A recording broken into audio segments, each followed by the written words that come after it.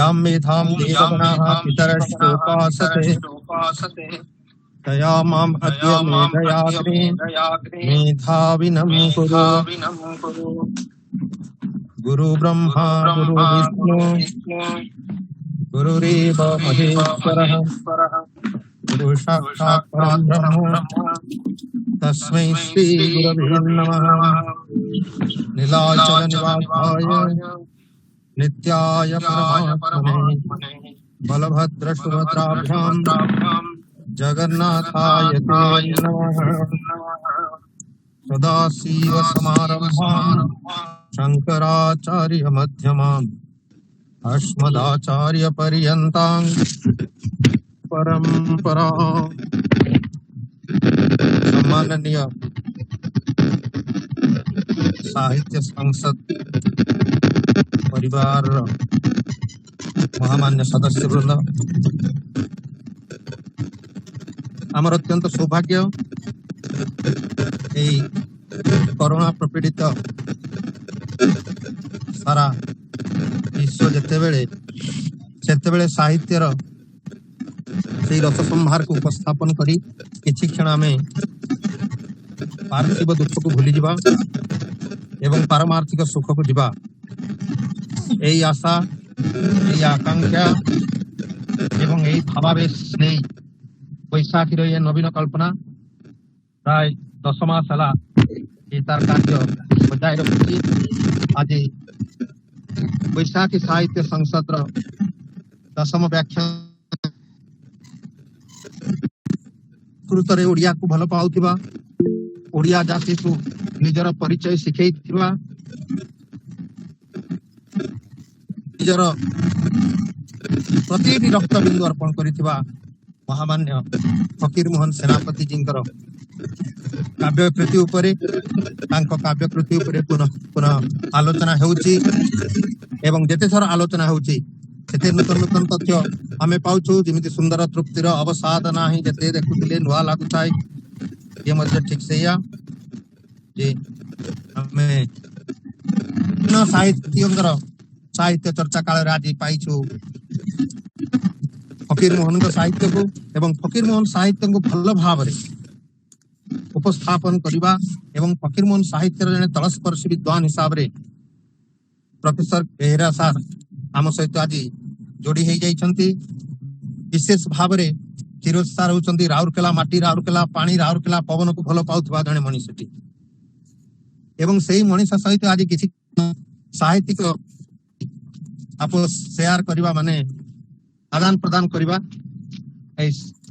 आज ये जो सुंदर संध्या रे मु आपण मानक समस्त बैशाखी परिवार को स्वागत करुछि, आज कार्यक्रम को स्वागत करुछि। आज कार्यक्रम संचालन करिवे हमर वरिष्ठ शिक्षाविद एवं साहित्यिका प्रोफेसर किशोरी दास मैडम, बैशाखी साहित्य संसद विशिष्ट उपदेष्टा एवं अध्यक्षता करुछंती गुरुकुल संस्कृत महाविद्यालय अध्यक्ष उमाकांत पंडा जे कि बैशाखी साहित्य संसद मध्य कार्यकारी सभापति। धन्यवाद अर्पण करिवे एवं संपूर्ण संयोजना को आखिरी रखी काम आगे नेबे संपादक अध्यापक चंद्रध्वज माझी सार एवं आमर लक्ष्य को नहीं उपस्थापन करिवे आचार्य प्रोफेसर भवेश चंद्र साहू सार। यह सहित आज श्रोतृमंडल प्रकृत में देखो जे भाषण बा सभाटा सेतेबेले गरम हुए, सभा सेतेबेले मजा सभारे बसिया पई मजा लागे जदि श्रोतृमंडल विदग्ध होइतान।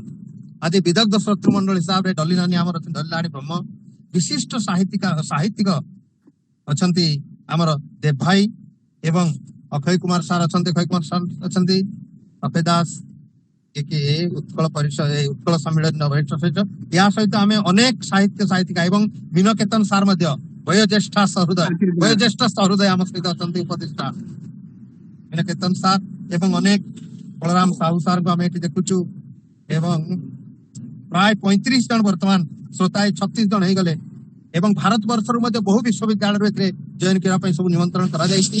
एणु फिरोज सार जो वैखरी ये सारा भारत रे जमिति व्यापीब एवं आमे मध्य किछि क्षण आनंद नेबा सेति आज कल्पना आपण मानक मध्य मु मझिरे गोटे व्यवधान खुंट होई छिड़ा हवा को चाहूनी वर्तमान मु दायित्व अर्पण करुची मैडम किशोरी मैडम को। से कार्यक्रम आगे नेबे। बैशाखी परिवार को समस्त को पुनः पुनः स्वागत करी नववर्षर मध्य अनेक शुभेच्छा इंग्राजी नववर्ष अनेक शुभेच्छा ज्ञापन करी मु मोर वाक्य विराम दउची एवं किशोरी मैडम को कार्यक्रम आगे नियंतु। धन्यवाद भाई। अच्छा दुर्गा आसी गलानी ना? आसी गला। दुर्गा के देखा तो जाना काम आरंभ कर दो। मंगला चरण तू गाइबू की?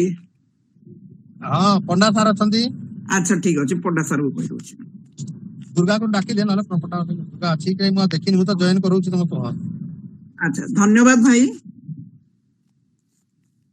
आजिकार सारस्वत समागम रे सारस्वत पीठरे मु समस्तंकु नववर्षर शुभेच्छा दुर्गा शरण आसी जाई नानी नववर्षर शुभेच्छा जणाइबा सहित नववर्ष सभिंक पत्ररे अमृत परशु एटा कामना करी कार्यक्रम आगे नउची। मु वर्तमान दुर्गा भाई को अनुरोध करूची से मंगलाचरण पाठ करिवे। दुर्गा भाई महोदय। शरण रथ तिरुपति दुर्गा शरण भाई तिरुपति रो अछंती तांको मु अनुरोध करूची।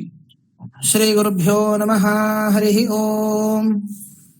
प्रणो यत्सत्वर्यमा प्रपूषा प्रसरस्वती प्रवाग्देवी ददातु नः अर्यमणं बृहस्पतिमिन्द्रं दानाय चोदया वाचं विष्णुगो सरस्वती गो सवितारं च वाजिनां विश्वानि देव सवितर्दुरितानि परासुव तन्न आसुव पुनस्तवादित्या रुद्रावसौ वस्समिन्धतां पुनर्ब्रह्माणो वसुनीथ यज्ञैः घृतेन त्वन्तन्वं वर्धयस्व सत्याः सन्तु यजमानस्य कामाः सवाहा।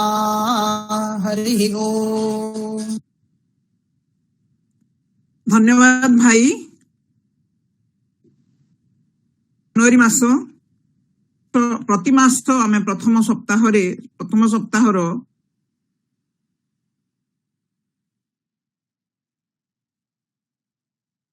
विषय आलोचना करू एवं साहित्यिकंकर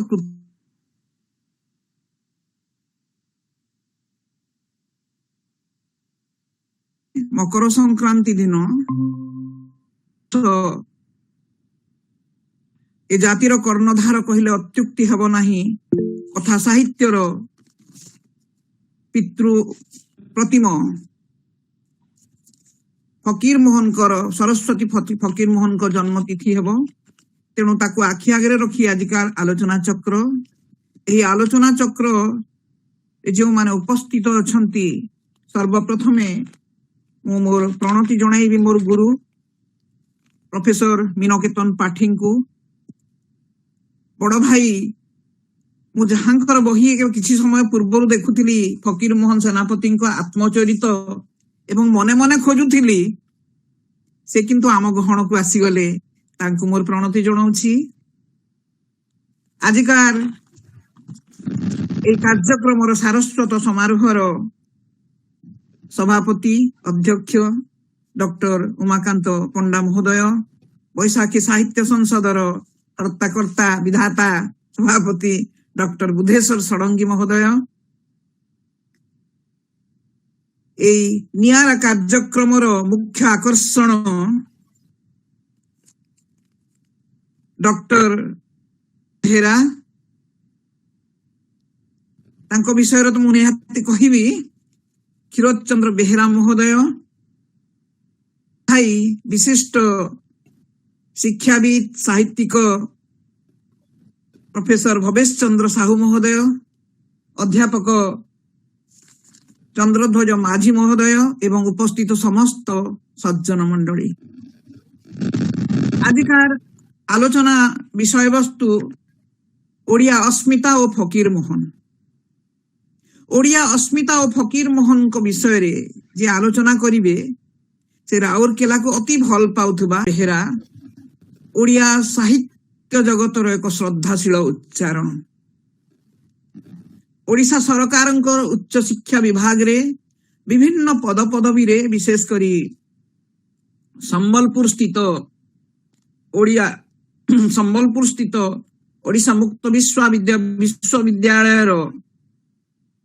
संयोजक ओडिया भाषा विभाग जड़े संयोजक तथा क्वालिटी कंट्रोल सेल निर्देशक तथा उच्च शिक्षा विभाग प्राक्तन डेप्यूटी डायरेक्टर भाव दीर्घकाल सेवा प्रदान करी शेष बीजेपी स्वयंशासित महाविद्यालय रे निजकू अवस्थापित कला परे सेठी विभागीय मुख्य भाव ओडिया भाषा और साहित्य विभाग मुख्य भाव निजकू सेठी सेवानिवृत्त होई निजकू संपूर्ण भाव उत्सर्ग करिसंती साहित्य साधना रे।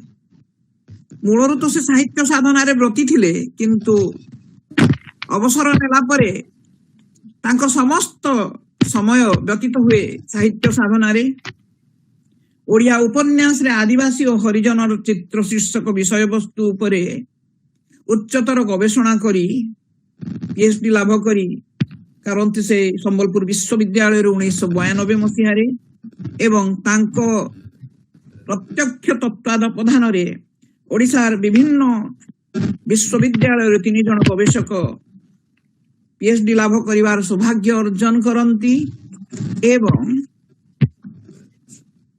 ता सहित जड़े शिक्षक भावरे जड़े साहित्यिक भावरे निजको समस्त हृदय रे स्थान देइथिबा एवं स्थान पाइथिबा हमर अति प्रिय क्षीरोद भाई प्रोफेसर क्षीरोद चंद्र बेहेरा महोदय से जड़े प्राबंधिक से जड़े गाल्पिक कवि एवं विशेष करी से जड़े आलोचक शताधिक प्रबंध तांकर काजी ओ ओडिया रे प्रकाशित होईची ओडिशा तथा ओडिशा बाहर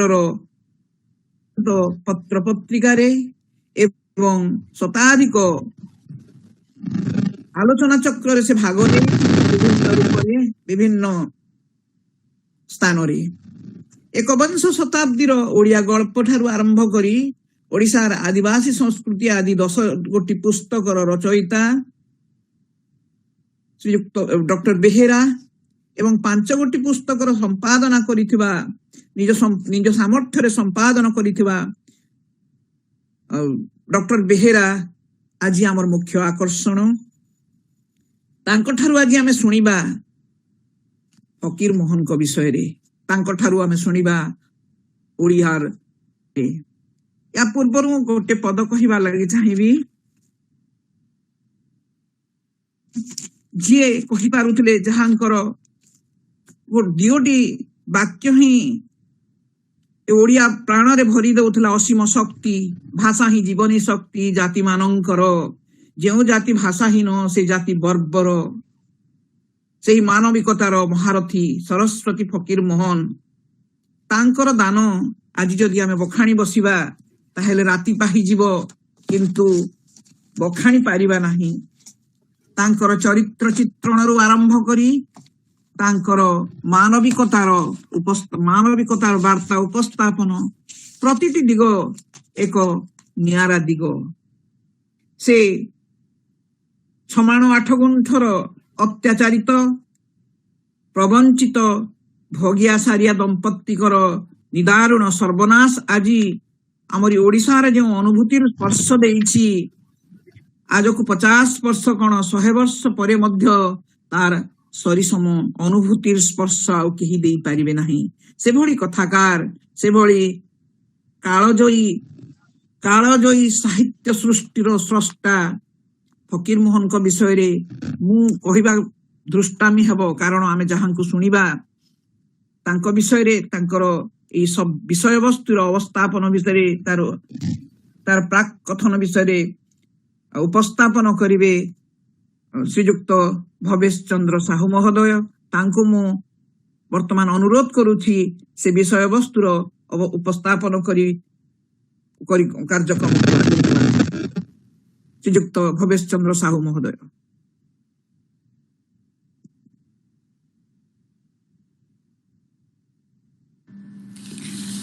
बैशाखी साहित्य संसद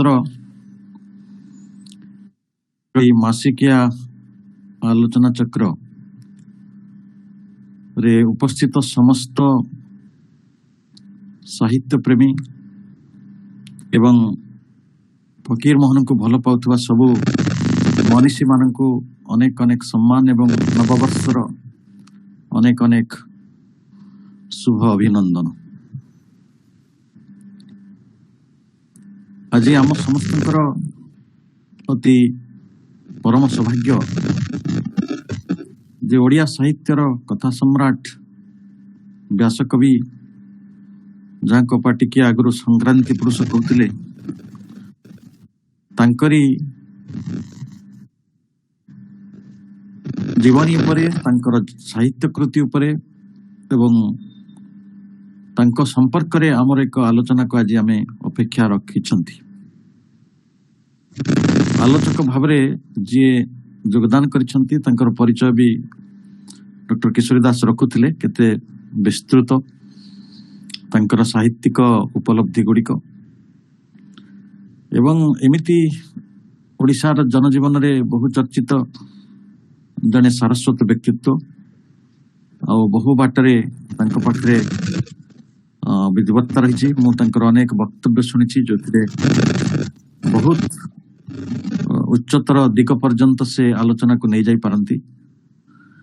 तेणु मु सार को स्वागत करुच्ची डॉक्टर प्रोफेसर क्षीरोद चंद्र बेहेरा को आज कार्यक्रम को आमर कार्यक्रम रे आज उपस्थित अच्छंती अनेक विद्वान विद्वत व्यक्तित्व समस्त को स्वागत करुच्ची एवं आज आमर जो कार्यक्रम को परिचालन कर डॉक्टर किशोरी दास सभापतित्व करुछंती डॉक्टर रमाकांत पंडा चंद्रध्वज माझी उपस्थित अच्छा आम समस्त प्रिय और सम्मान बुद्धेश्वर षडंगी अच्छा समस्त को सभा को स्वागत करुच्ची।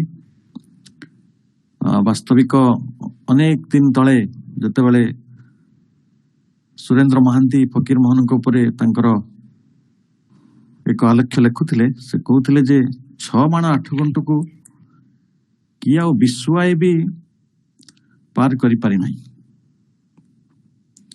फकीर मानकर जो सृष्टि रही संभार तार कलेबर बहुत दीर्घ नुहे आज जदि अन्य साहित्यिक मान से तुलना करा जाए किंतु सेतिकी साहित्य कृति भितरे एपरी कौन गोटे अंतर्दृष्टि थिला जहाँ आमर जनजीवन को एतिकी भावरे प्रभावित करिथिला आ आज मध्य से आम अस्मितार परिचय एवं से ही प्रकृत रे ओडिया भाषा साहित्य संस्कृतिर प्रकृत रे जने सेनापति तांको त्यागपूत जीवन एवं तांकर जो मार्मिक जीवन बोध समाज प्रति जो वार्ता गुड़िक एत शक्तिशाली थिला आज मध्य ता प्रासंगिक ही रही एवं आज मध्य आम भितरे बहु बाटरे अनुस्पंदित होछि। तेणु से भली एक चमत्कार विषय उपरे वक्तव्य रखा आम समस्त अति सम्मान प्रोफेसर क्षीरोद चंद्र बेहेरा उपस्थित अच्छा। तेणु मो विषय रे अधिक प्रवेश न करी सार को अधिक शुणिबार एक प्रलोभन निजक मुक्त कर पार ना। तेणु मो सार को निवेदन करी आम आज आलोचना को सीधा सीधा जीवा। धन्यवाद भवेश भाई। कान दियोटी उत्कंठित हो जाउछि हृदय पूरा जेमती हृदयटा जेमती पूरा कही होनी भाषा वर्णना करी होनी शुणा को इच्छा होची रेवती लो रेबी लो रेवती लो चुलीर सही वक्तव्य सही गाड़ी क्षीरोद भाई को परे परे भाई को मध्य हमें रिक्वेस्ट करिवु अनुरोध करिवु जेहेतु अछंती आमे निश्चय ए समय उपयोग करिवु। वर्तमान क्षीरोद भाई को अनुरोध करूछि जे तांकर वक्तव्य रखिबा हेबे एवं आमे उत्कंठित तांको ठारू सुनिबा पई। क्षीरोद भाई नमस्कार समस्त को शुभ संध्या नववर्षर हार्दिक अभिनंदन समस्त को। मु समस्त इंग्राजी कहते मु इंग्राजी वर्ष कहूनी नववर्ष कहूँ तार कारण अच्छी किशोरी नानी मु शुणी पार्टी ठीक भाव बहुत भल भाव शुणुछु अच्छा बहुत धन्यवाद मु आउ थरे समस्त को स्वागत करूची बैशाखी साहित्य संसद माननीय सभापति अन्य सदस्य वृंद क्षीरोद कुमार सरदार क्षमा करिए मु कहया पे क्षीरोद कुमार सरदार टिके म्यूट रहिले भलो होंता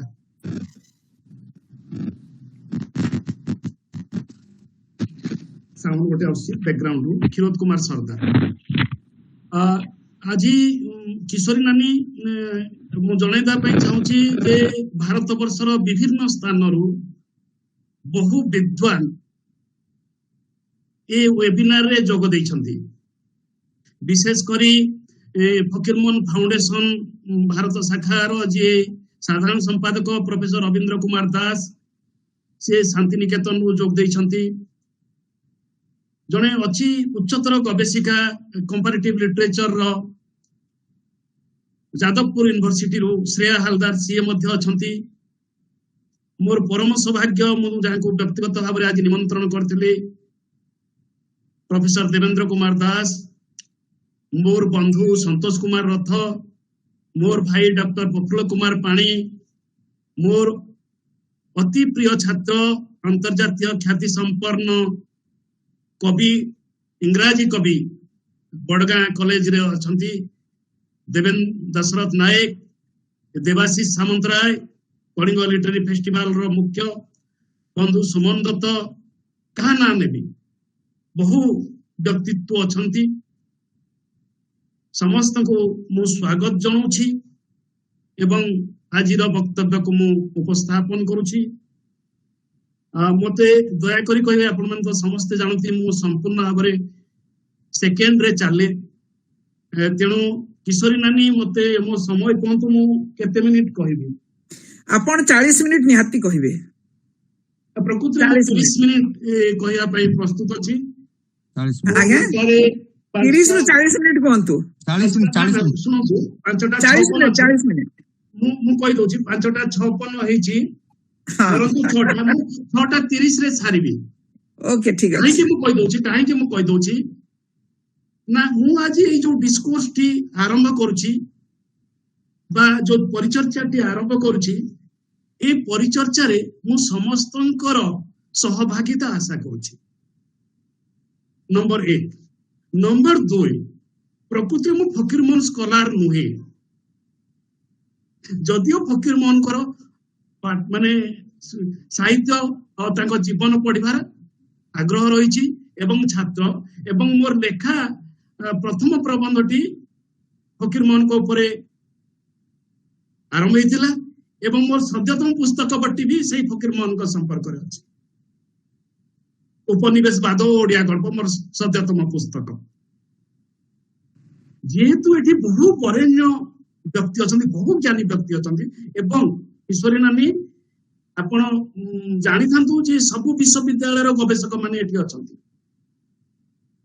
सब विश्वविद्यालय रो माने विश्व भारती रे अछंती उत्कल रो अछंती संबलपुर यूनिवर्सिटी रो अछंती ओडिशा स्टेट ओपन यूनिवर्सिटी रो अछंती एई मोर आउ जने भी छात्र जॉइन कले कैलाश चंद्र साणी बहु व्यक्ति अछंती तेणु समस्तंक पाई जो प्रसंग गुड़िक आलोचना करिवार आवश्यकता रहिछि से प्रसंगटी को मु आज एठी आलोचना करूछि तेणु आपण जेते बेले मते कहिले जे आपण फकीरमोहन को ऊपर कहले तो आपण फिक्स कर देले जे मु फकीरमोहन को ऊपर ही कहली राइट तापर मु कहली जे आपण को जे आपण कोंतु मते सब्जेक्ट दियंतु जदि मते आपण विषयटी दे दियंतु मते सेटा सबटु सुविधा हो जायता किंतु कहले ना ना आपण निजे विषय निर्वाचन करंतु एवं मु विषय निर्वाचन करिया पई 2 दिन नेली एवं शेषरे एई विषयटी रहिला जहार अर्थ होची ओडिया जो विषयटी मु आज परिचर्चा को नउची ओडिया अस्मिता फकीरमोहन ता सहित आउ गोटे जिनिस जोड़िया पे देखिबा पे चाहूची एक नव उपनिवेशवादी परिचर्चा अर्थात पोस्ट कॉलोनियल पर्सपेक्टिव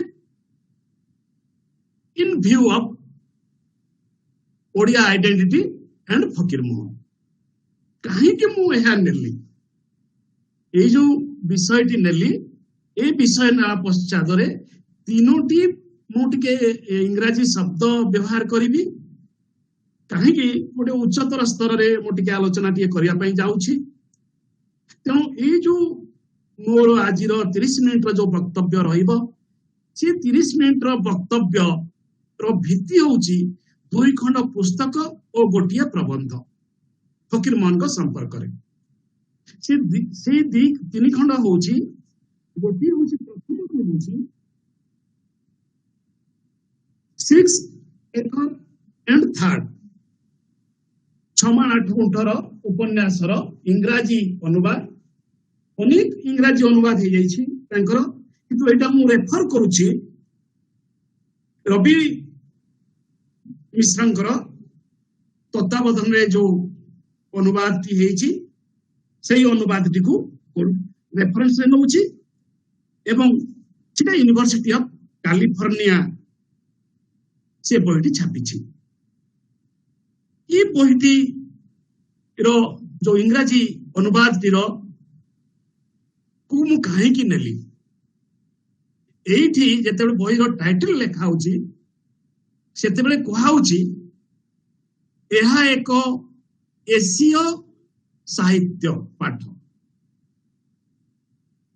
आपण भाबंतु जे 6 एकर्स एंड थर्ड को पब्लिशर कहउचंती जे एहा एशिया देश समूहर पाठ text literary text regarding colonial condition एवं से colonial condition आम colonial condition रो व्याख्याटी एशिया देशर प्रतिनिधि भाव रे इंग्राजी भाषा रे समग्र विश्व रे चर्चा होउची कोन अछि काहे कि एहा ओडिसा ओडिसा रो भारत एवं भारत रो एशिया साहित्य रो संस्कृति रो एवं पॉलिटिक्स मु प्रशासन कहूनी पॉलिटिक्स रो प्रतिनिधि भाव रे 6-8 घंटा को लिया गला। ये होची प्रथम पुस्तक। द्वितीय पुस्तकटी सत्यप्रकाश महांतींकर संपादन रे इंग्राजी रे बाहरची कॉलोनियल मॉडर्निटी एंड लिटरेचर। यह बहुत चर्चित पुस्तक एवं फकीर मोहन को साहित्य को एठारे सुचित्रा मैडम जे रसंदा को हम तो सुनी तो कहला जे कहां जे ओडिसा सरकार बंद कर से पिकनिक बनी कहउछन हमता कहला तो कहला बेले मु तो संगल दया करी सुचित्रा मैडम आपनकर म्यूट रे रखंतु।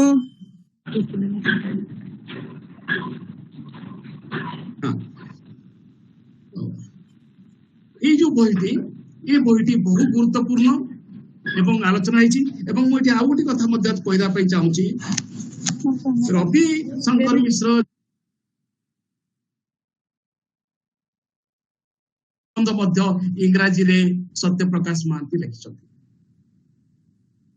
जे कर्नेल विश्वविद्यालय रे इंग्राजी भाषा साहित्य रो प्रोफेसर अछथि। तेणु एठी ए दियोटी जाक समान कथा होइछि एवं आउ गोटिए अति चमत्कार प्रबंध झंकार रे प्रकाशित होइछि अति चमत्कार प्रबंध वर्षे 2 वर्ष तळे से प्रबंध होइछि जेतु मु भुवनेश्वर रे अछि एक्जेक्टली से टाइटल ता मु कहि पारु नाही मु सार को मध्य मेसेज करथिली सेटु किछि रेस्पोंस आसिला नाही सेटा होछि प्रोफेसर गुरुचरण बेहेरांकर जमी प्रशासन जंकारे बाहर 6-8 घंटे जो जमी कथा कहउछि से जमी को नहीं की जमी राजनीति को नहीं करी झंकारे गोटे प्रबंध होइछि बाहरी। तेणु ए तीनोटी बेस पेपर उपरे बा ए तीनोटी काम उपरे जो निर्यास बाहरी से निर्यास को नहीं करी मु ओडिया अस्मिता सहित एवं जेहेतु आमे विशेष भाव फकीर मोहन साहित्य आलोचना करा जाइछि साहित्य अपेक्षा आउ किछि गुरुत्वपूर्ण जिनिस रही जाइछि जहाँ आलोचना होई नाही बोली कोई नाही आलोचना हेइछि किंतु जेतिकी भाबरे ताहा आलोचित होबा कथा फकीर मोहन को चिन्हट करबा कथा एवं फकीर मोहन को सहित ओडिया अस्मितार जो जोगसूत्र रही एवं कौन विफलता रही कौन सफलता रही एवं कौन आवश्यकता रही यह मु आलोचना करी एबे आसंतु पोस्ट कॉलोनियल डिस्कोर्स को मुटिके नेबी ठीक गोटे 2 मिनिट मु पोस्ट कॉलोनियल डिस्कोर्स को नहीं करी तापरे मु प्रथम को जीवी जेहेतु बहुत बरेण्य व्यक्ति माने अछंती एवं विश्व रे ए जो आलोचना चली से संपर्क रे समस्त गोटे ज्ञान रही समग्र विश्व को 2 भाग विभक्त कर दिया है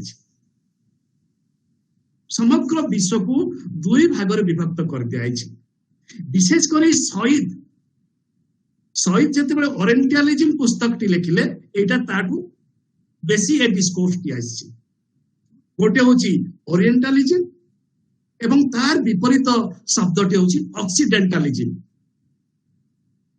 ओरिएंटलिज्म ऑक्सीडेंटलिज्म एवं ए ओरिएंटलिज्म एवं ऑक्सीडेंटलिज्म भितरे कोन रहउची मूल तत्वटी कोन ना ये जिते ओरिएंट देश बा एशियन राष्ट्र बा अफ्रिकन देश अछंती थर्ड वर्ल्ड अछंती ए माने समस्ते कोलोनाइजर ए कोलोनाइज्ड शासित एवं ए जो ऑक्सीडेंटल शब्दटीर मूल तत्वटी होची यूरोपीय से माने होचंती शासक ये गोटे बड़ डिस्कोर्स शासक और शासित तेणु वी आर born colonized जदि colonized शब्दटी को अति निम्नतम भावरे आमे आम स्वाभिमान को रक्षा करी कहबा तथापि आमे होजे सेवक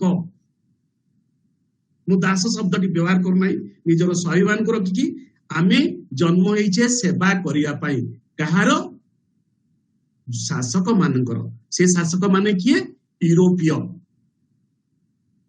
एवं से माने जन्म होइचंती शासन करिवा पाई ए जो थियोरीटी रहिछि ए थियोरीटी एबे पोस्ट कॉलोनियल एरा रे बा ग्लोबलाइजेशन एरा रे आहुरी बहुत प्रमुख भाबरे उग्र रूपे धारण करूछि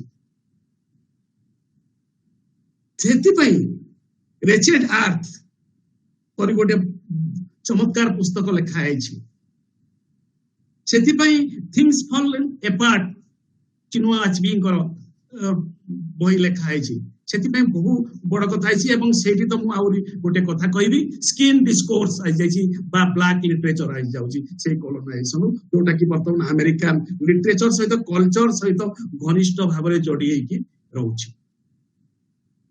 ए जो जते बेले डिस्कोर्स आउछि से डिस्कोर्स रे गायत्री स्पिवाक आइथिले कैन सबल्टन स्पीक जने दलित कहि परिबो कि जने वंचित कहि परिबो कि कहि परिवार सामर्थ्य रखे कि सेही प्रसंगटी को मु मोर उपनिवेशवाद ओडिया गल्प रे आलोचना कला बेले को मु सेठी गोटे वर्ड जा गायत्री स्पिवाक कहिसंती से वर्ड टी मु प्रयोग करिथिली से बही रे फकीर मोहन को संपर्क रे इंटेलेक्चुअल वर्कर किंतु आजी जेते बेले आजिर वक्तव्य पई मु प्रस्तुत हेली आजी से इंटेलेक्चुअल वर्कर शब्दटी मु विथड्रॉ करने जाउछि पुस्तक रो मु विथड्रॉ करने जाउछि काहे कि विथड्रॉ करूछि तार मूल कारण होछि जे मु जो तीनोटी बेस पेपर ऊपर आजी बेस दुईटी बही एवं गोटे प्रबंध ऊपर मु मोर वक्तव्य उपस्थापन करूछि रविंद्र मिश्र सत्यप्रकाश महांती कॉलोनियल मॉडर्निटी एवं प्रोफेसर गुरुचरण बेहरा बीएचयू इंग्राजी प्रोफेसर थिले तांकर जमी प्रशासन ऊपर इथिरो सारांशटा होउची ए तीनोटी जाको टेक्स्ट रो सारांश होउची व्यू फ्रॉम बिलो भवेश भाई से बही रे लिखा होउची जे व्यू फ्रॉम बिलो गोटी एशिया राष्ट्र रो मानव माने मनुष्य माने केमिति बंचंती केउं राजनीतिक बलय केउं अर्थनीतिक बलय केउं संस्कृति बलय केउं क्षमता बलय ताहार दृश्य को तलपटु फकीर मोहन तांको साहित्य रे देखैछन्ति। समस्त सम्मान सत्ते मु एहा सहित एकमत होई पारि नाही बा होई पारु नाही। या ही मोर आजिर डिस्कोर्स। तेणु व्यू फ्रॉम बिलो न होई मु कहूची व्यू फ्रॉम विदिन। फकीर मोहन जहा लिखिचंती जहा कहिचंती जहा जीचंती ताहा होची से मानक भितरु से जणे आम भितरु जणे जदि व्यू फ्रॉम बिलो हैला ताले जणे दूरतार गोटे दृश्य को देखिबो गोटे दूरतार गोटे कथा को कहइबो किंतु विदिन हेले से तांको भितरु जणे होई से कथा कहइबो। तेणु तांको भितरु जेतेबेले जणे हेकी कथाटी कहइबो सेटा केति अंतरंग केति सत केते निष्ठ एकनिष्ठ केते अंगीकारबद्ध एवं ता सहित व्यक्तिसत्ताटी केते घनिष्ठ भाव जड़ित से कथा एठी आलोचना करूछि। एवं सबुठु बड़ कथा होछि जे आमे तांको जणे साहित्यिक भाव कथा साहित्य गल्प उपन्यास साहित्य भाव साहित्यकार भाव विशेष आलोचना करछि। मु आज से पटको जाऊ नाही। एई ता भितरे जो कथाटी रहिछि गल्प उपन्यास बा विराट काव्य साहित्य विराट गद्य साहित्य रचना पश्चात जो घटना गुड़िक रही जो कारण गुड़िक रही एवं ताहा ओडिया अस्मिता रे निर्माण करिया पई जाउछि से कथा गुड़िक मु कहिबी।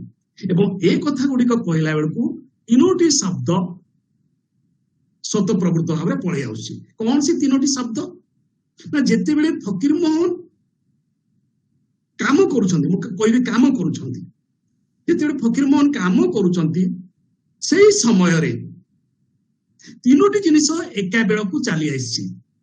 गोटे होछि नवजागरण बा रिनासा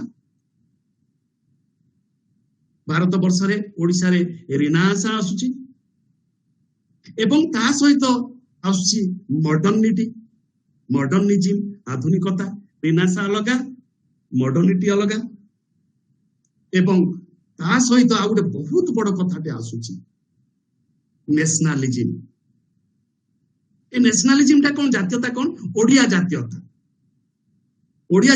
कोन जे ए पर्यंत आमर निजर माटीटिए नथिला निजर परिचयटे नथिला जदिओ गंगारू गोदावरी पर्यंत आमर सीमा विस्तृत थिला।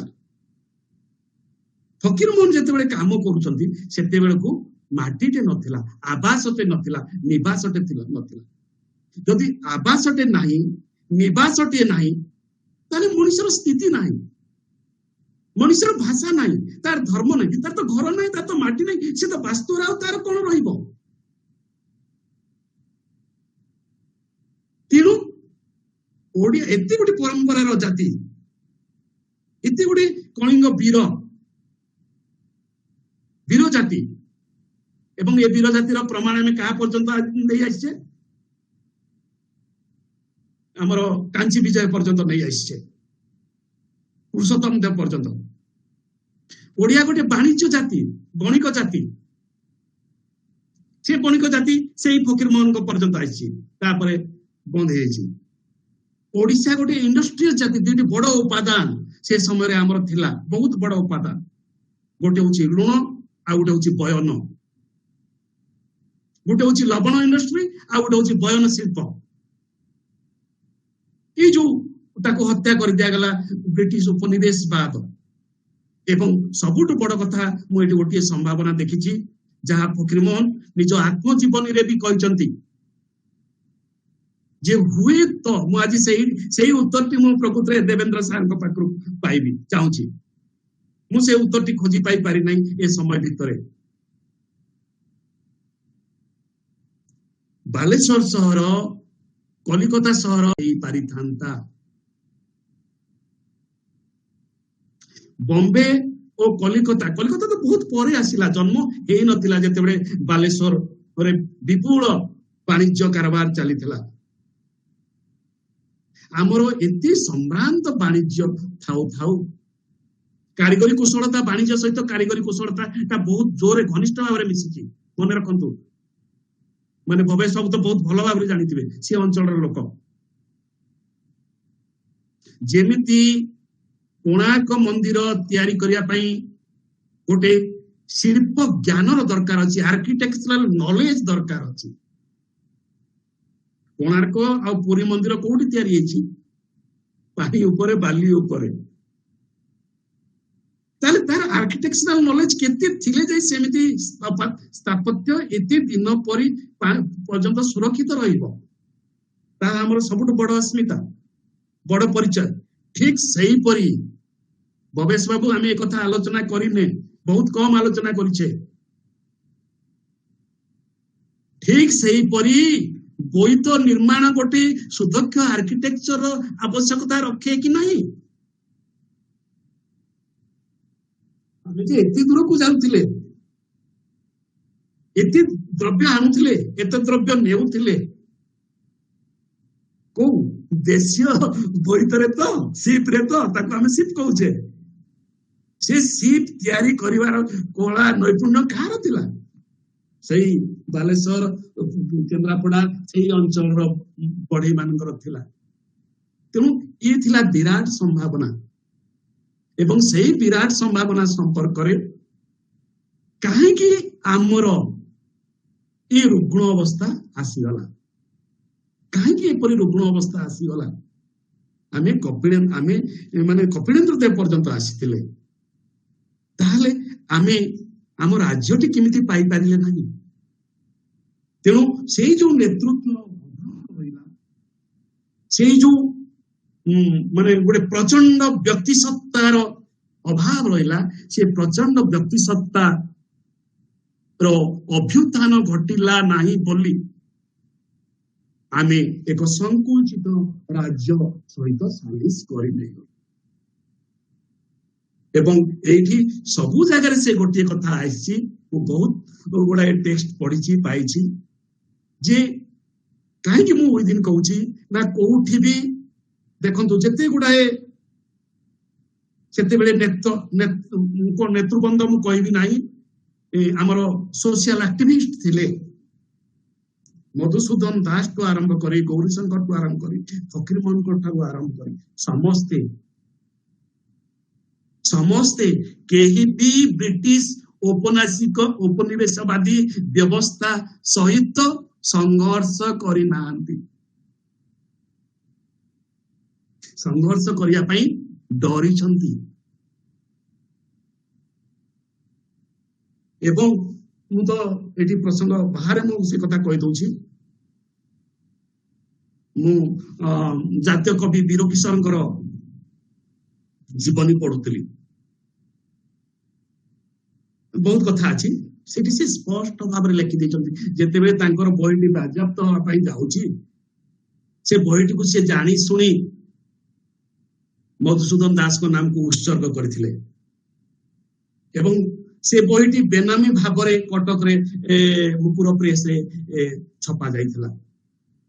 ତ ସେଠି ସେ କହୁଛନ୍ତି, ସିଏ ବୀର କିଶୋର କହୁଛନ୍ତି, ଯୋଉ ବହିଟି ଏଇ ପ୍ରେସରେ ଛପା ହେଇଛି ଆଉ ଯୋଉଟା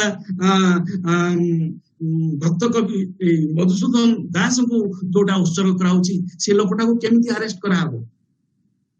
ଆରେଷ୍ଟ କରାଗଲା ନାହିଁ, ନହେଲେ ସେ ଜାତୀୟ ବୀର କିଶୋର ସେ ପୁସ୍ତକ ନିମିତ୍ତ ଜେଲ ଯାଇଥାନ୍ତେ। ଏବଂ ଏଇଥିପାଇଁ ସେଟା ହେଲା ନାହିଁ ଯେ ଏମାନେ ଯୋଉ ଗୋଟିଏ ଶବ୍ଦ ରହିଛି ବିରାଦରୀ, ଇଂରେଜ ପ୍ରଶାସନ ସହିତ ଆମର ଯୋଉ ବିରାଦରୀ ଥିଲା, ସେ ବିରାଦରୀ କଥା ଆସିଛି। ଏବେ ମୂଳ କଥାଟିକୁ ମୁଁ ଯିବି, ମୂଳ ଜିନିଷଟି। ଫକୀରମୋହନ ଅନ୍ୟୁନ ତିନୋଟି ବ୍ୟକ୍ତିତ୍ୱରେ ଜୀବନ ଜିଇଛନ୍ତି। ଏଇଟି ହଉଛି ମୋର ମୂଳ ସନ୍ଦର୍ଭ। ପ୍ରଥମଟି ହଉଛି ସମ୍ପୂର୍ଣ୍ଣ ଭାବରେ ବ୍ୟକ୍ତିଗତ, ଗୋଟେ ବ୍ୟକ୍ତିଗତ ଜୀବନ, ଅତି ବ୍ୟକ୍ତିଗତ ଜୀବନ। ଆମେ ଯଦି ତାଙ୍କର ଜୀବନକୁ ପଢିବା, ସେ ଯୋଉ ଜୀବନ ସଂଘାତ ଭିତରେ ପାଠ ପଢୁଛନ୍ତି, ବଡ ହଉଛନ୍ତି, ଏବଂ ଶିକ୍ଷକତା ଲାଭ କରୁଛନ୍ତି। ଏସବୁ କଥା ଆସିଲା ବେଳକୁ ତାଙ୍କର ଯୋଉ ନିଜ ଜୀବନରେ ଯୋଉ ସଂଘାତ ଗୁଡିକ ହଉଛି, ବିପର୍ଯ୍ୟୟ ଗୁଡିକ ଘଟୁଛି, ସେଗୁଡିକ ବହୁ କରୁଣ। ଏବଂ ଏଇଠି ତ ମୋର ଏତେ ଛାତ୍ର ବନ୍ଧୁ ଅଛନ୍ତି, ଜୀବନର ବିପର୍ଯ୍ୟୟରୁ, ଜୀବନର ବିଷାଦରୁ, ଜୀବନର ପତନରୁ ଯଦି କେହି କେବେ କିଛି ରକ୍ଷା କରିଛି ତାହେଲେ ତାହା ହଉଛି ସାହିତ୍ୟ। ଏବଂ ଅବସର ପୁଷ୍ପମାଳା କବିତା ଗ୍ରନ୍ଥଟି ଯେତେବେଳେ ଲେଖୁଛନ୍ତି ଏବଂ ସେଇଟା ଯେତେବେଳେ ସେ ଉତ୍ସର୍ଗ କରୁଛନ୍ତି, ସେତେବେଳେ ସେ ସେଇ କଥାଟି ସ୍ପଷ୍ଟ ଭାବରେ କହୁଛନ୍ତି। ଶୁଣନ୍ତୁ କଣ କହୁଛନ୍ତି। କେତେ ବ୍ୟକ୍ତିଗତ ଏବଂ କେତେ ଦୟନୀୟ ଅବସ୍ଥାରେ ଫକୀରମୋହନ ବ୍ୟକ୍ତିଗତ ଜୀବନଟି ଥିଲା। ପ୍ରିୟତମେ, କବିତା ରଚନା କରିବା ମୋର ଅଭ୍ୟାସ ନଥିଲା। ତୁମ ସକାଶେ ମୁଁ କବିତା ଲେଖିବାକୁ ଶିଖିଅଛି। ଢେଙ୍କାନାଳର ଅବସ୍ଥାନ କାଳେ ଆମ୍ଭେ ମାନଙ୍କ ପ୍ରଥମ ପୁତ୍ର ମନମୋହନ ବିୟୋଗ ହେବାରୁ ତୁମେ ପୁତ୍ର ଶୋକରେ ଅସ୍ଥିର ହୋଇ ତୁମକୁ ସାନ୍ତ୍ୱନା ଦେବା ନିମନ୍ତେ ବଳରାମ ଦାସ ରାମାୟଣ ଶୁଣାଇବାକୁ ଲାଗିଲି। ମାତ୍ର ଉକ୍ତ ପୁସ୍ତକ ସହିତ ମୂଳ ଗ୍ରନ୍ଥର ସାମଞ୍ଜସ୍ୟ ନଥିବାରୁ ମୋର ମନପୁତ ହେଲା ନାହିଁ। ତେଣୁ ମୂଳ ଗ୍ରନ୍ଥ ଅବଲମ୍ବନ ପୂର୍ବକ ଉତ୍କଳରେ ପଦ୍ୟାନୁବାଦ କରି ତୁମକୁ ଶୁଣାଇବାକୁ ଲାଗିଲି। କ୍ରମେ 7 ଖଣ୍ଡ ଅନୁବାଦିତ ହେଲା। ତୁମେ ଅଯୋଧ୍ୟା କାଣ୍ଡ ପର୍ଯ୍ୟନ୍ତ ଶୁଣି ମତେ ସାନ୍ତ୍ୱନା ଦେଇ ଠିକ୍ ଏଇ କଥା କହିଥିଲ, ଆମ୍ଭମାନଙ୍କର ପୁଅ ସକାଶେ ଚିନ୍ତା କରିବାର ଦରକାର ନାହିଁ। ପୁଅ କି ସକାଶ? ନାମ ରଖିବା ପାଇଁ ସିନା। ଏଇ ରାମାୟଣ ଆମ୍ଭମାନଙ୍କୁ ପୁଅ, ଏହି ରାମାୟଣ ଆମ୍ଭମାନଙ୍କ ପୁଅ। ଏଇ ପୁଅ ବହୁକାଳ ପର୍ଯ୍ୟନ୍ତ ଆମ୍ଭମାନଙ୍କର ନାମ ରକ୍ଷା କରିବ। ରାମାୟଣ ଅଯୋଧ୍ୟା କାଣ୍ଡ ଠାରୁ ତୁମର ପ୍ରିୟ ପଦାର୍ଥ ପୃଥିବୀରେ ଆଉ କିଛି ନଥିଲା। ସର୍ବଦା ପଢୁଥିଲ, ଅନ୍ୟଠାରୁ ଶୁଣୁଥିଲ। ପ୍ରତ୍ୟେକ ଥର ପଢିବା ସମୟରେ ଚକ୍ଷୁ ଜଳରେ ତୁମର ବକ୍ଷସ୍ଥଳ ଭାସି ଯାଉଥିଲା। ସୀତାଦେବୀଙ୍କ ପତି ପରାୟଣତା ଚିନ୍ତା କରି ତୁମେ ଆତ୍ମବିସ୍ମୃତ ହୋଇ ପଡୁଥିଲ। ତୁମ ମୁମୂର୍ଷୁ ଶଯ୍ୟା ପାର୍ଶ୍ୱରେ ତୁମ ପ୍ରିୟତମ ନାତୁଣୀ ଶରତ କୁମାରୀ ଅଯୋଧ୍ୟା କାଣ୍ଡ ପଢିବା ସମୟରେ ତୁମେ ରୋଗ ଯନ୍ତ୍ରଣା ଭୁଲି ଯାଇ ଯେପରି ନିବିଷ୍ଟ ଚିତ୍ତରେ ଶୁଣୁଥିଲ, ତୁମର ସେଇ ପ୍ରଶାନ୍ତ ମୂର୍ତ୍ତି ମୁଁ ଯାବଜ୍ଜୀବନ ଧ୍ୟାନ କରିବି। ତୁମକୁ ଖାଇବା ସକାଶେ ମୁଁ ମହାଭାରତ ଅନୁବାଦ କରୁଥିଲି। ତୁମକୁ ଶୁଣାଇବା ସକାଶେ ମୁଁ ମହାଭାରତ ଅନୁବାଦ କରୁଥିଲି। ମାତ୍ର ଶୁଣାଇବା ଆମମାନଙ୍କ ଜୀବନରେ ଘଟିଲା ନାହିଁ ଦେବୀ। ତୁମେ କବିତାର ଗୌରବ ବୁଝୁଥିଲ। ସୁଲଳିତ ଓ ସୁନ୍ଦର ଭାବପୂର୍ଣ୍ଣ କବିତା ଶୁଣି ମୋହିତ ହୋଇଯାଉଥିଲ। ତୁମ ମନୋରଞ୍ଜନ ସକାଶେ ମୁଁ କବିତା ଲେଖୁଥିଲି। ତୁମ ସକାଶେ ମୁଁ କବି ଦେବୀ। ଦେଖନ୍ତୁ ଇଥୋସ, ଏଇଟାର ଇଥୋସ ଟାକୁ ଆପଣ ଦେଖନ୍ତୁ, ସ୍ପନ୍ଦନଟାକୁ ଦେଖନ୍ତୁ। ଗୋଟେ ଗୋଟେ ବ୍ୟକ୍ତିଗତ ସ୍ପନ୍ଦନ, ବ୍ୟକ୍ତିଗତ ଆବେଗ ଏତେ ଗଭୀର ଭାବରେ ଗୋଟେ ବ୍ୟକ୍ତି ସତ୍ତାକୁ ଆଚ୍ଛନ୍ନ କରେ ଯେ ସିଏ ତା ସହିତ ସମ୍ମୋହିତ ହେଲା ପରେ ତାହା ସ୍ୱାଭାବିକ ଭାବେ ସମାଜର ଅଂଶ ବିଶେଷ ହେଇଯାଏ। ଗୋଟେ ଡିସ୍କୋର୍ସଟେ ତିଆରି କରେ, ଗୋଟେ ଆବେଗଟେ ତିଆରି କରେ।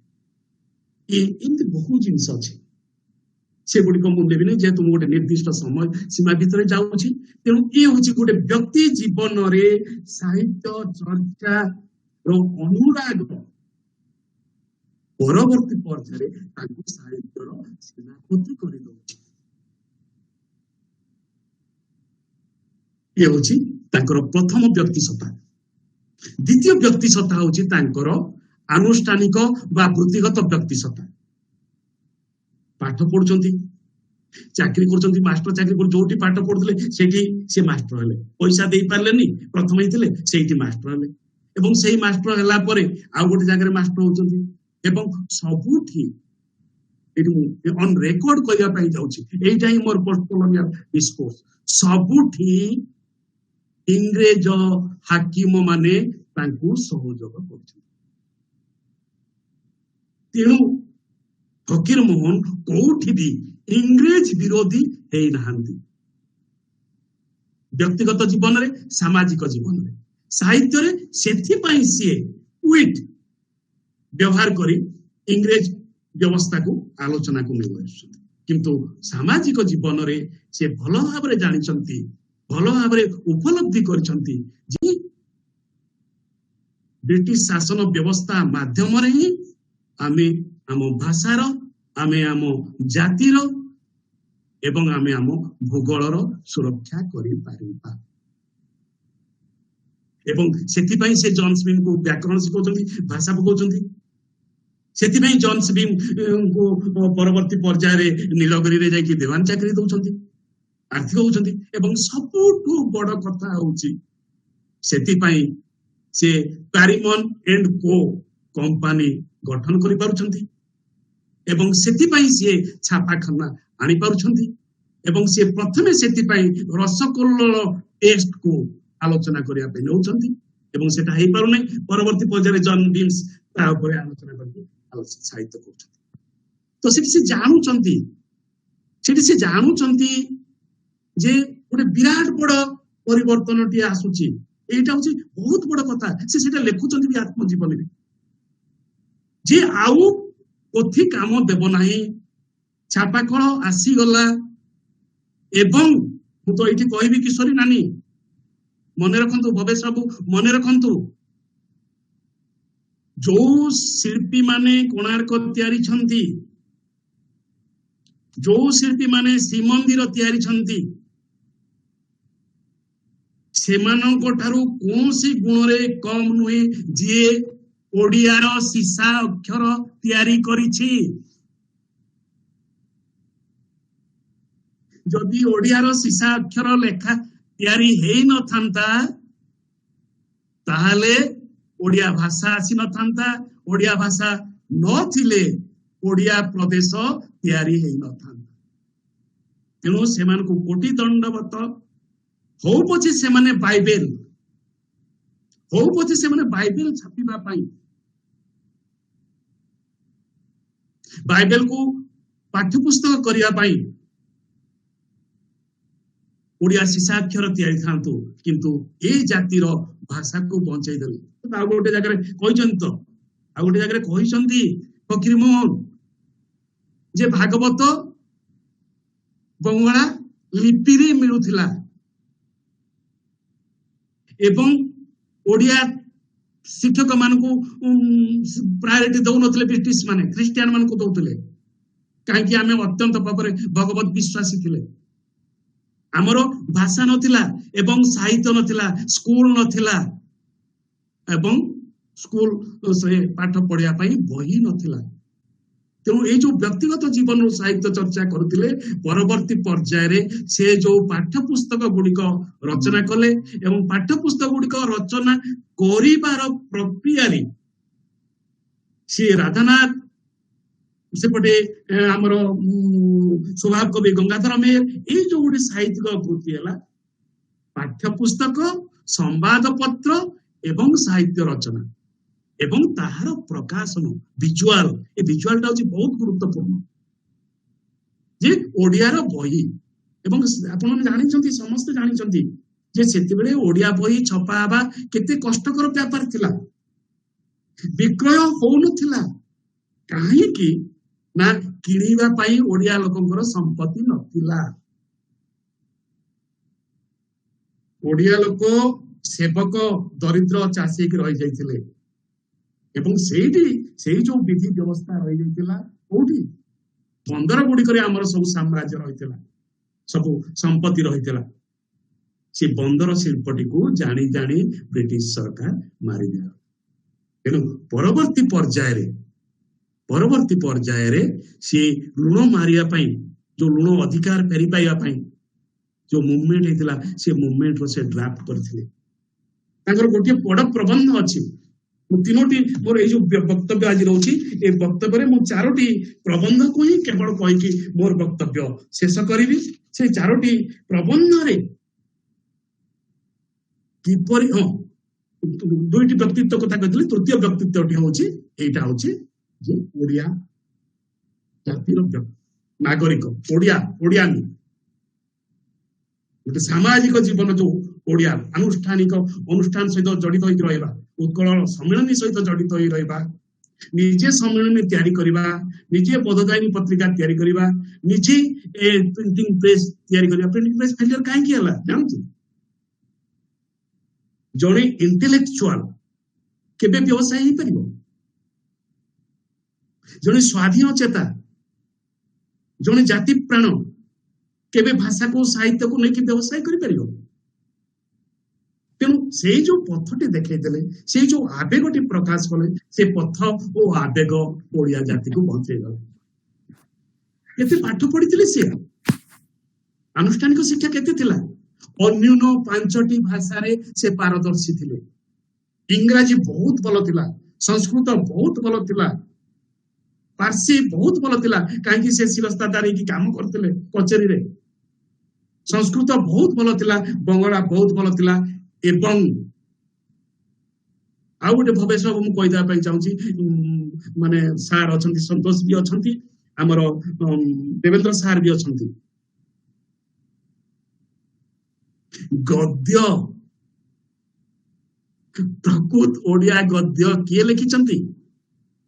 କେବଳ, ମୁଁ ଓଡିଆଟା ବ୍ୟବହାର କରିବି, କେବଳ ଫକୀରମୋହନ। ଦେଖନ୍ତୁ ରାଧାନାଥଙ୍କର ଗଦ୍ୟ ଦେଖନ୍ତୁ, ମଧୁସୂଦନଙ୍କର ଗଦ୍ୟ ଦେଖନ୍ତୁ, ବିଶ୍ୱନାଥଙ୍କର ଗଦ୍ୟ ଦେଖନ୍ତୁ, ଆଉ ଫକୀରମୋହନଙ୍କର ଗଦ୍ୟ ଦେଖନ୍ତୁ। ଓଡିଆ ଭାଷାର ଯୋଉ ଗରିମା, ଓଡିଆ ଭାଷାର ଗରିମାକୁ ସେ ନିଜର ଗଦ୍ୟ ଭିତରେ ରଖିଛନ୍ତି। ସେଥିପାଇଁ ଅବସର ବାସରରେ ଯେତେବେଳେ ବହିଟି ଦେଇଛନ୍ତି ରାଧାନାଥ ରାୟକୁ, ରାଧାନାଥ ରାୟ ଗୋଟେ କମେଣ୍ଟ କରିଛନ୍ତି ଏବଂ ସେଟା ଅତି ଚମତ୍କାର କମେଣ୍ଟଟେ, ଅତି ଚମତ୍କାର ମତଟେ। ସେ କହୁଛନ୍ତି ସବୁ ଠିକ ଅଛି, କିନ୍ତୁ କିଛି ଜାଗାରେ, କିଛି ସ୍ଥାନରେ ଆପଣଙ୍କ କବିତା ଚିକଣ ହୋଇନାହିଁ ଏବଂ ଚିକଣ ନହେବାଟା ଭଲ। ଚିକଣର ପ୍ରତିଶବ୍ଦଟି ମୁଁ ଇଂରାଜୀରେ କହୁଛି ର, ଖାଣ୍ଟି ଓଡିଆ, ଗାଉଁଲି ଗାଉଁଲି ଗାଉଁଲି। ତେଣୁ ସେ ଯୋଉ ଗାଉଁଲି ଶବ୍ଦ ମାନଙ୍କୁ ଆଣିଛନ୍ତି, ଗାଉଁଲି ଭାଷା ମାନଙ୍କୁ ଆଣିଛନ୍ତି, ସେ ସବୁ ଗୁଡିକୁ ସେ ନିଜ ସାହିତ୍ୟରେ ଦେଇଛନ୍ତି। ଏଇ ଯୋଉ 3ଟି ଜୀବନ ଜିଇଛନ୍ତି, ଏ 3ଟି ଜୀବନର ସମସ୍ତ ସତ୍ୟ ଘଟଣା, ସମସ୍ତ ସତ୍ୟ ଘଟଣା ତାଙ୍କ ଗଳ୍ପ ଓ ସାହିତ୍ୟରେ ରହିଛି। ଟିକିଏ ବି ମିଛ ନାହିଁ। ସେଥିପାଇଁ ତାଙ୍କୁ ଆଜିର ବିଶ୍ୱର ବିଦ୍ୱାନ ମାନେ, ଏସୀୟ ରାଷ୍ଟ୍ରର ପ୍ରତିନିଧିତମ ଲିଟେରାରୀ ଟେକ୍ସଟ ଭାବରେ ତାକୁ ଗ୍ରହଣ କରୁଛନ୍ତି। ଟିକେ ବି ମିଛ ନାହିଁ। ମୁଁ କେବେ ସେ କଥା ଆଲୋଚନା କରିବି, କେମିତି ତାଙ୍କର ଜୀବନୀ ସହିତ ତାଙ୍କ ସାହିତ୍ୟ ମିଶେଇଛି। ତ ମୁଁ କହିବି କଣ, ସେ ତ କହିସାରିଛନ୍ତି ନଟବର ସାମନ୍ତରାୟ ତ ପୁରା ଦେଇଛନ୍ତି, ଜୀବନ ଚରିତ୍ର ପୁରା ଜ୍ୟୋତିଷ ପାଠ ପଢେଇ ଦେଇଛନ୍ତି। ତ ଆମେ ଏପର୍ଯ୍ୟନ୍ତ ମୁଁ ଯୋଉ 4ଟି ପ୍ରବନ୍ଧ କହୁଛି, ସେ 4ଟି ପ୍ରବନ୍ଧ ହଉଛି ଓଡିଶାର ଆଧୁନିକ ଅବସ୍ଥା, ଓଡିଶାର ବର୍ତ୍ତମାନ ଅବସ୍ଥା। ଏଠି ସେ ସ୍ପଷ୍ଟ ଭାବରେ, ମୁଁ ସେ ଦେବେନ୍ଦ୍ର ସାରଙ୍କୁ ଫେର ଏଇଟା ରେଫର କରିଦଉଛି। ଏଇ ଯୋଉ ପ୍ରବନ୍ଧଟି ଲେଖିଲେ, ଏଇଠି ସେ ସେଇ 3ଟି କଥା କହୁଛନ୍ତି ଯେ ଆମର ଦେଶ ନାହିଁ। ଆମେ ଅଧା ରହିଯାଇଛେ ମାନ୍ଦ୍ରାଜରେ, ଅଧା ରହିଛେ କଳିଙ୍ଗରେ, ଏଇ କଲିକତାରେ, ଅଧା ରହିଛେ ମଧ୍ୟପ୍ରଦେଶରେ। ଏ ପ୍ରବନ୍ଧରେ ସେ କଥାଟି ଉଠାଉଛନ୍ତି ଏବଂ ଆମକୁ ଗୋଟିଏ ରାଜ୍ୟଟିଏ ଦରକାର, ଏକତ୍ରିତ ହବା ଦରକାର। ଏ କଥାଟି ସିଏ ତାଙ୍କ ପ୍ରବନ୍ଧରେ ଉପସ୍ଥାପନ କରୁଛନ୍ତି ଏବଂ ପରବର୍ତ୍ତୀ ପର୍ଯ୍ୟାୟରେ ଯୋଉ ଗୋଟେ ଆବେଦନ କରାହଉଛି, ଗୋଟେ କମିଟି ଦ୍ୱାରା ଗୋଟେ ଆବେଦନ କରାହଉଛି ଆମଲକେସନ ପାଇଁ, ଏକତ୍ରୀକରଣ ପାଇଁ, ତାର ସିଏ ରିପୋର୍ଟିଂ ଟେ କରୁଛନ୍ତି। ତେଣୁ ତାର ବହୁ ପୂର୍ବରୁ ଏ ପ୍ରବନ୍ଧଟି ଲେଖା ହେଇଛି, ଓଡିଶାର ଆଧୁନିକ ଅବସ୍ଥା ଓ ଓଡିଶାର ବର୍ତ୍ତମାନ ଅବସ୍ଥା। ଯଦି ଟାଇମ ହବ ତାହେଲେ ମୁଁ ସେଇଟା ଆପଣଙ୍କୁ ପରେ ଶୁଣାଇବି ଟିକେ। ତାପରେ ଆପଣମାନେ ଆଶ୍ଚର୍ଯ୍ୟ ହେବେ, ଏତେ ଚମତ୍କାର କଥା ଶିଖିଲେ। ନୁଖିଲା ମୁଣ୍ଡ କାହୁଁ ତେଲିଆ ହବ, ସେଇଠି ଗୋଟେ ପ୍ରବନ୍ଧ ଅଛି। ସେ ପ୍ରବନ୍ଧରେ ଶିକ୍ଷା ବ୍ୟବସ୍ଥାକୁ କେମିତି ବ୍ରିଟିଶ ସରକାର ମାରି ମାରି ଦଉଛି, ସଂକୁଚିତ କରିଦଉଛି, ଆମର ସମସ୍ତ ସମ୍ଭାବନାକୁ କେମିତି ଯୋଡି ଦଉଛି। ଏବଂ ସେଇଟା ଦେବେନ୍ଦ୍ର ସାର୍ ତାଙ୍କର ବକ୍ତବ୍ୟରେ, ତାଙ୍କର ଯୋଉ 3ୟ ଭାଗରେ ଅତି ଚମତ୍କାର ଭାବରେ ସେ କଥାଟି ଲେଖୁଛନ୍ତି ଏବଂ ସେ କଥାଟି ବି ଆମେ ଏପର୍ଯ୍ୟନ୍ତ ଆମ ଆଲୋଚନାକୁ ଆଣିନାହିଁ। ମୁଁ ପିଲାମାନଙ୍କୁ କହିଦେବା ପାଇଁ ଚାହୁଁଛି, ସେଟା ହଉଛି ବଙ୍ଗଳା ଜାତୀୟତାବାଦ। ବଙ୍ଗଳା ଜାତୀୟତାବାଦ, ଓଡିଆ ଜାତୀୟତାବାଦ। ଆପଣମାନେ ସମସ୍ତେ ଜାଣିଛନ୍ତି ଯେ ଆମର ଶିକ୍ଷିତ ଲୋକ ନଥିଲେ ବୋଲି କୁହାଯାଉଛି, ଆମର ବହି ନଥିଲା, ଆମର ପାଠ ନଥିଲା, ଆମର ଭଲ କର୍ମୀ ନଥିଲେ, ଭଲ ଅଫିସର ନଥିଲେ। ଏବଂ ଏହାର କାରଣ ହଉଛି ଭବେଶ ବାବୁ, ଯୋଉ ଜମିଦାର ମାନଙ୍କ ପିଲାମାନେ ପାଠ ପଢୁଥିଲେ ସେମାନେ କଣ କରୁଥିଲେ? ପାଠ ନାଁରେ ଯୋଉ ଅବ୍ୟବସ୍ଥିତ ଶିକ୍ଷା ସଂସ୍କାର ସୃଷ୍ଟି ହଉଥିଲା ଜମିଦାର ମାନଙ୍କ ପିଲାମାନଙ୍କ ଦ୍ୱାରା, ତାହା ଯୋଉଟା ପ୍ରାୟଶ୍ଚିତରେ ବି କୁହାହଉଛି ଏବଂ ଯାହା ଆପଣଙ୍କର ଅନେକ ଜାଗାରେ କୁହାହଉଛି। ଏବଂ ସେଥିପାଇଁ ତ ଯୋଉଟା ଆମେ ତ ବହୁତ ଭଲ ଭାବରେ ମୁଁ ଦୁଇଟି ଟେକ୍ସଟ କଥା ଏଠି ଅଛି, ଦେବେନ୍ଦ୍ର ସାର୍ ଆସି ଯାଇଛନ୍ତି, ଦୁଇଟି ଟେକ୍ସଟ କଥା ମୁଁ ଏଠି କହିବି। ଗୋଟେ ହଉଛି ରାଣ୍ଡି ପୁଅ ଅନନ୍ତା, ଆଉ ଗୋଟେ ହଉଛି ପେଟେଣ୍ଟ ମେଡିସିନ। ସେ ଦୁଇଟି ଟେକ୍ସଟକୁ ମିସ ଇଣ୍ଟରପ୍ରିଟ କରାହଉଛି। କଣ ମିସ ଇଣ୍ଟରପ୍ରିଟ ହଉଛି ମୁଁ କହିଦଉଛି, ପିଲାମାନେ ବି ମୋର ଶୁଣୁଛନ୍ତି ଯେ ସେଠି ଗୋଟେ ହିରୋଇକ କ୍ୟାରେକ୍ଟରଟି ଆସୁଛି ରାଣ୍ଡି ପୁଅ ଅନନ୍ତା, ଗପଟା ତାକୁ ନେଇକି ଆଲୋଚକ ମାନେ ତାକୁ ନେଇକି ଦଉଛନ୍ତି। ଯେତେବେଳେ ମୁଁ ପୋଷ୍ଟ କଲୋନିଆଲ ଡିସ୍କୋର୍ସ କୁ ନଉଛି ସେତେବେଳେ ସବୁଠୁ ବଡ କ୍ୟାରେକ୍ଟର କିଏ ଆସୁଛି? ଅନନ୍ତାର ବାପା, ଯେ ଗୋଟେ ଦୁର୍ଦ୍ଦଶ ଲୋକ ଥିଲା, ଗୌଡ ଲୋକଟି, ଦୁର୍ଦ୍ଦଶ ଗୌଡ। ହି ଇଜ ଦ ରୁରାଲ ର। ତାର ପ୍ରତିପନ୍ନମତିଟା ବ୍ରିଟିଶ ଔପନିବେଶିକ ଶାସନ ବ୍ୟବସ୍ଥାର ଅଂଶ ବିଶେଷ ହେଇପାରିଛି। ସାମାଜିକ ପ୍ରତିପତ୍ତି, କ୍ଷମତା, ପ୍ରତିଷ୍ଠା ସବୁ ସେ ପାଇପାରିଛି। ଗୋଟେ ଆକସ୍ମିକ ଭାବେ ଏ ଘଟଣାଟି ଘଟିଲା, ତାକୁ ସିଏ ଯୋଡିଦେଲେ, କିଏ ଯୋଡିଦେଲେ? ବଞ୍ଚେଇବା ପାଇଁ ସେ ସେଠି ହେଇଗଲେ ରାଣ୍ଡି ପୁଅ। କିନ୍ତୁ ତା ବାପା ଯୋଉ ଇଂରାଜୀ ଶବ୍ଦ କଥା ବୁଝଉଛି, ଯୋଉ ମିଡିଏଟର ହଉଛି ଶାସନ ବ୍ୟବସ୍ଥା ସହିତ ଜନସାଧାରଣଙ୍କର, ତାହା ଏକ ଅତି ଚମତ୍କାର ପ୍ରତିନିଧି ଏସୀୟ ମାନଙ୍କର ଔପନିବେଶିକ ଶାସନ ବ୍ୟବସ୍ଥା। ନେକ୍ସଟ କଥା ଆସିବା ଯୋଉଟା ପେଟେଣ୍ଟ ମେଡିସିନ। ପେଟେଣ୍ଟ ମେଡିସିନ ଏତେ ଗୋଟେ ଟେରିଫିକ ଜିନିଷ ଅଛି, ବହୁତ କମ ଲୋକ ତାହା ଆଲୋଚନା କରୁଛନ୍ତି। ଏଇଟା ସ୍ପେସିଫିକାଲି ମୋର କିଶୋରୀ ନାନୀଙ୍କ ପାଇଁ ସବୁ କଥା ହେଇଛି। ସବୁ କିଶୋରୀ ପେଟେଣ୍ଟ ମେଡିସିନ କୁ ଆମେ ଆଉ ଅଧିକ କଥା କିଛି ଜାଣିନେଉ, କିନ୍ତୁ ସବୁଠୁ ଆକର୍ଷଣୀୟ ଦିଗଟି ହଉଛି କଣ ଜାଣିଛନ୍ତି? ପେଟେଣ୍ଟ ମେଡିସିନ ରେ ସେ ମାଟିକୁ, ସ୍ତ୍ରୀଟିକୁ ସମ୍ପତ୍ତିର ଅଧିକାର ଦେଇ ଦିଆହଉଛି। ନଷ୍ଟ ହେଇଯିବ, ସବୁ ଚାଲିଯିବ। କିଏ ଡ୍ରିମ୍ କରିଥିଲା? କିଏ ଏଇଟା ସ୍ୱପ୍ନ କରିଥିଲା ଯେ ଗୋଟେ ପୁଅ ଠାରୁ ଅଧିକାରକୁ ନେଇ ଯାଇକରି ଗୋଟେ ବୋହୂ ପାଖରେ ସବୁ ସମ୍ପତ୍ତିର ଅଧିକାର ଦେଇ ଦିଆଯିବ, ୱିଲ୍ କରି ଦିଆଯିବ? ଏ କମ କଥା ନୁହେଁ, ଏ କମ ଭିଜନ ନୁହେଁ।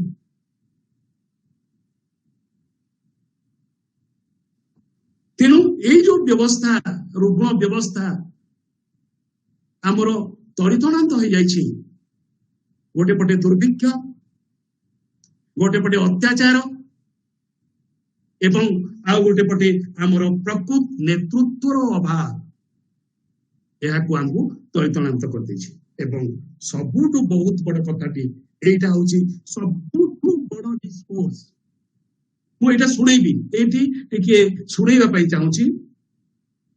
ମନେ ରଖନ୍ତୁ, ମୋର ବହୁତ ବନ୍ଧୁ ଅଛନ୍ତି, ଏ କଥା ଆମେ ବହୁତ କମ ଜାଗାରେ ଆଲୋଚନା କରିଛେ। ଭବେଶ, ମୋର ପ୍ରିୟ ଭବେଶ, ଶୁଣ। ସେ ପ୍ରବନ୍ଧର ଟାଇଟଲଟା ହଉଛି କୃଷି ବାଣିଜ୍ୟ ଦ୍ୱାରା ଦେଶର ଉନ୍ନତି ହୁଏ, ଚାକିରି ଦ୍ୱାରା ନୁହେଁ। ଗୋଟେ ପ୍ରବନ୍ଧ ସିଏ ଲେଖିଛନ୍ତି, ଫକୀର ମୋହନ ସେନାପତି। ସେ ପ୍ରବନ୍ଧରେ କହି ଦଉଛନ୍ତି, ସେଇ ଆମର ଓଡିଆ ପରମ୍ପରା, ଓଡିଆ ଜାତିର କଥାକୁ ସିଏ ଆଣୁଛନ୍ତି।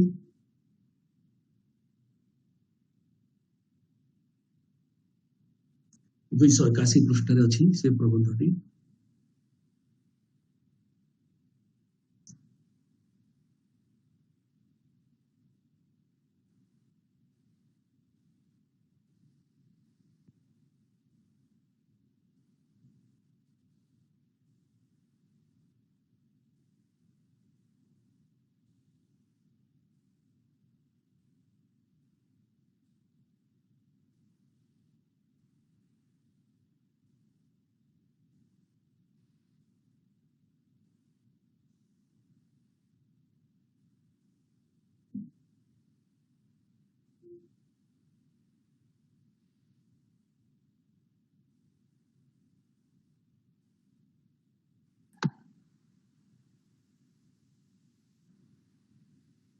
शेष पाराग्राफ पढ़ी दउछि।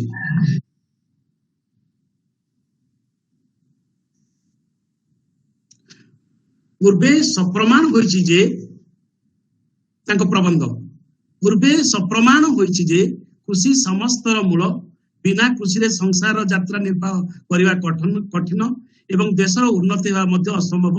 आ कृषिजात द्रव्य वाणिज्यर प्रधान अवलंबन। एते बेले से कथाटा बोलिबा विरक्ति मात्र। अतिशय दुखर विषय जे आंभ मानक शिक्षित युवके से कथा बुझंती नाही। से माने केवल चाकरी भजी होतांती।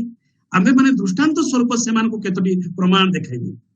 प्रथम, जो माने चाकरी करी हिसाब किताब रखिया को बड़ सुख मनंती, तेमानकर एकथा विवेचना करिबा उचित जे द्रव्य प्रस्तुतकारी रो आय अधिक कि जो माने द्रव्य केते और सेतिर केते मूल्य एही हिसाब रखंती से मानकर वेतन अधिक। केते ग्रासरूट को जाइकरी ए आलोचनाटी जने इकोनॉमिक्स भाबरे करूछंती। द्रव्य प्रस्तुतकारी रो आय अधिक कि जो माने सही द्रव्य केते और सेतिर केते मूल्य एही हिसाब रखंती से मानकर वेतन अधिक। एथिरे सहज और उचित उत्तर एई जे जो माने द्रव्य प्रस्तुत करंती से मानकर आय अनेक गुण रे अधिक एवं जो माने सेतिरे हिसाब रखंती से मानक वेतन अनेक गुणे गुणा। तेबे हिसाब रखिया कार्य रे नियुक्त हेबार फल किस। द्वितीय कहउछंती कृषि कार्य रे स्वाधीनता अछि, चाकरी रे स्वाधीनता नाही। जहीं रे स्वाधीनता एवं आय दुई अछि ताहा न करि पराधीन होई अल्प आय करिबा क्यों बुद्धिमान कार्य। तृतीय, कृषि जोगे केवल कृषिकारी सुखरे न हुए एमंत नुहे, ताहा जोगे अनेकंकर उपकार हुए। जहीं आय एवं अनेकंकर उपकार करा जाए ताहा न करिबा नित्यांत बुद्धिहीन लोकर कर्म। एही रूपे उदाहरण देले पत्रिका बढ़ीजीव और तेब सेथिरो निवृत्त हलु। वर्तमान आग क्यों क्यों कृषि अवलंबन करवा उचित से संबंध किछि बोलियो एवं से संपर्क से डिटेल आलोचना करूछंती एवं आलोचना करी कहउछंती जे शिक्षित लोक माने जदि कृषि सहित जड़ित हेबे ताहेले कृषिर उन्नति हेबो, देशर उन्नति हेबो एवं देशर स्वावलंबन बढ़िबो। ये होची कृषि संपर्क रे तांकर आलोचना।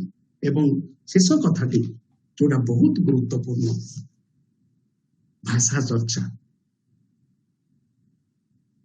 दियोटी भाषा संपर्कित प्रबंध अछि एवं से प्रबंध गुड़िकरे पूरा विशद भाबरे ओडिया शब्द गुड़िक विभिन्न प्राचीन शब्द गुड़िकर व्याख्या करा जायछि। से होछि आड़ीमाड़िका भाषा सचेतनता, उत्कल भाषार भूत और भविष्यत। ये दियोटी प्रबंध बड़ बड़ प्रबंध एवं सेथिरे संपूर्ण भावरे से शब्द गुड़िक दे दे आलोचना करी देखै दउचंती जे एई शब्दटी एया यार अर्थ एया। तेणु आमर बहुभाषी जो विभिन्न भाषा आसीची से विभिन्न भाषा आसिला मध्यरे जो ओडिया भाषाटी निर्माण होईची से निर्माण व्यवस्था को से भल भाव चिन्हिथिले। जोउटाकी से समयर अभिजात साहित्यक मानक भाषा रे बा साहित्य रे अभाव परिलक्षित ताहउची सबटु मूल कथा।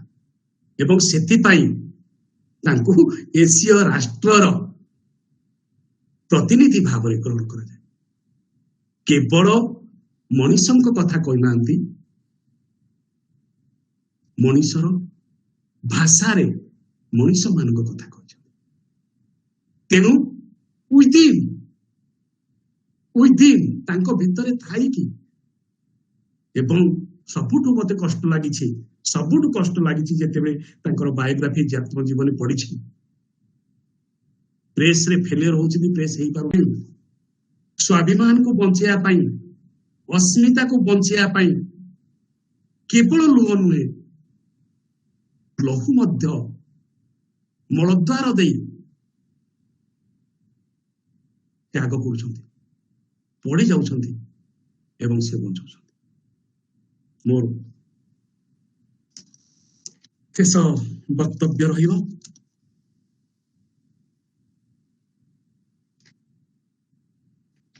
शेष कथा गोटे गुरुत्वपूर्ण कथा कहवाई चाहूँगी उपसंहारे जो फकीर मोहन आनुष्ठानिक भाव अणानुष्ठानिक भाव ओडिया अस्मिता को निर्माण कले निर्माण करने चेष्टा कले सचेष्ट केते परिमाण रे कले ताहा नुहे चेष्टा कले कहूँ चेष्टा कले ताहा आउ गोटे व्यवस्था बा अस्मिता सहित जोड़ी होछि अति अद्वितीय भाव एवं दुई जन जाकर जीवन दर्शन पूरा पूरी समान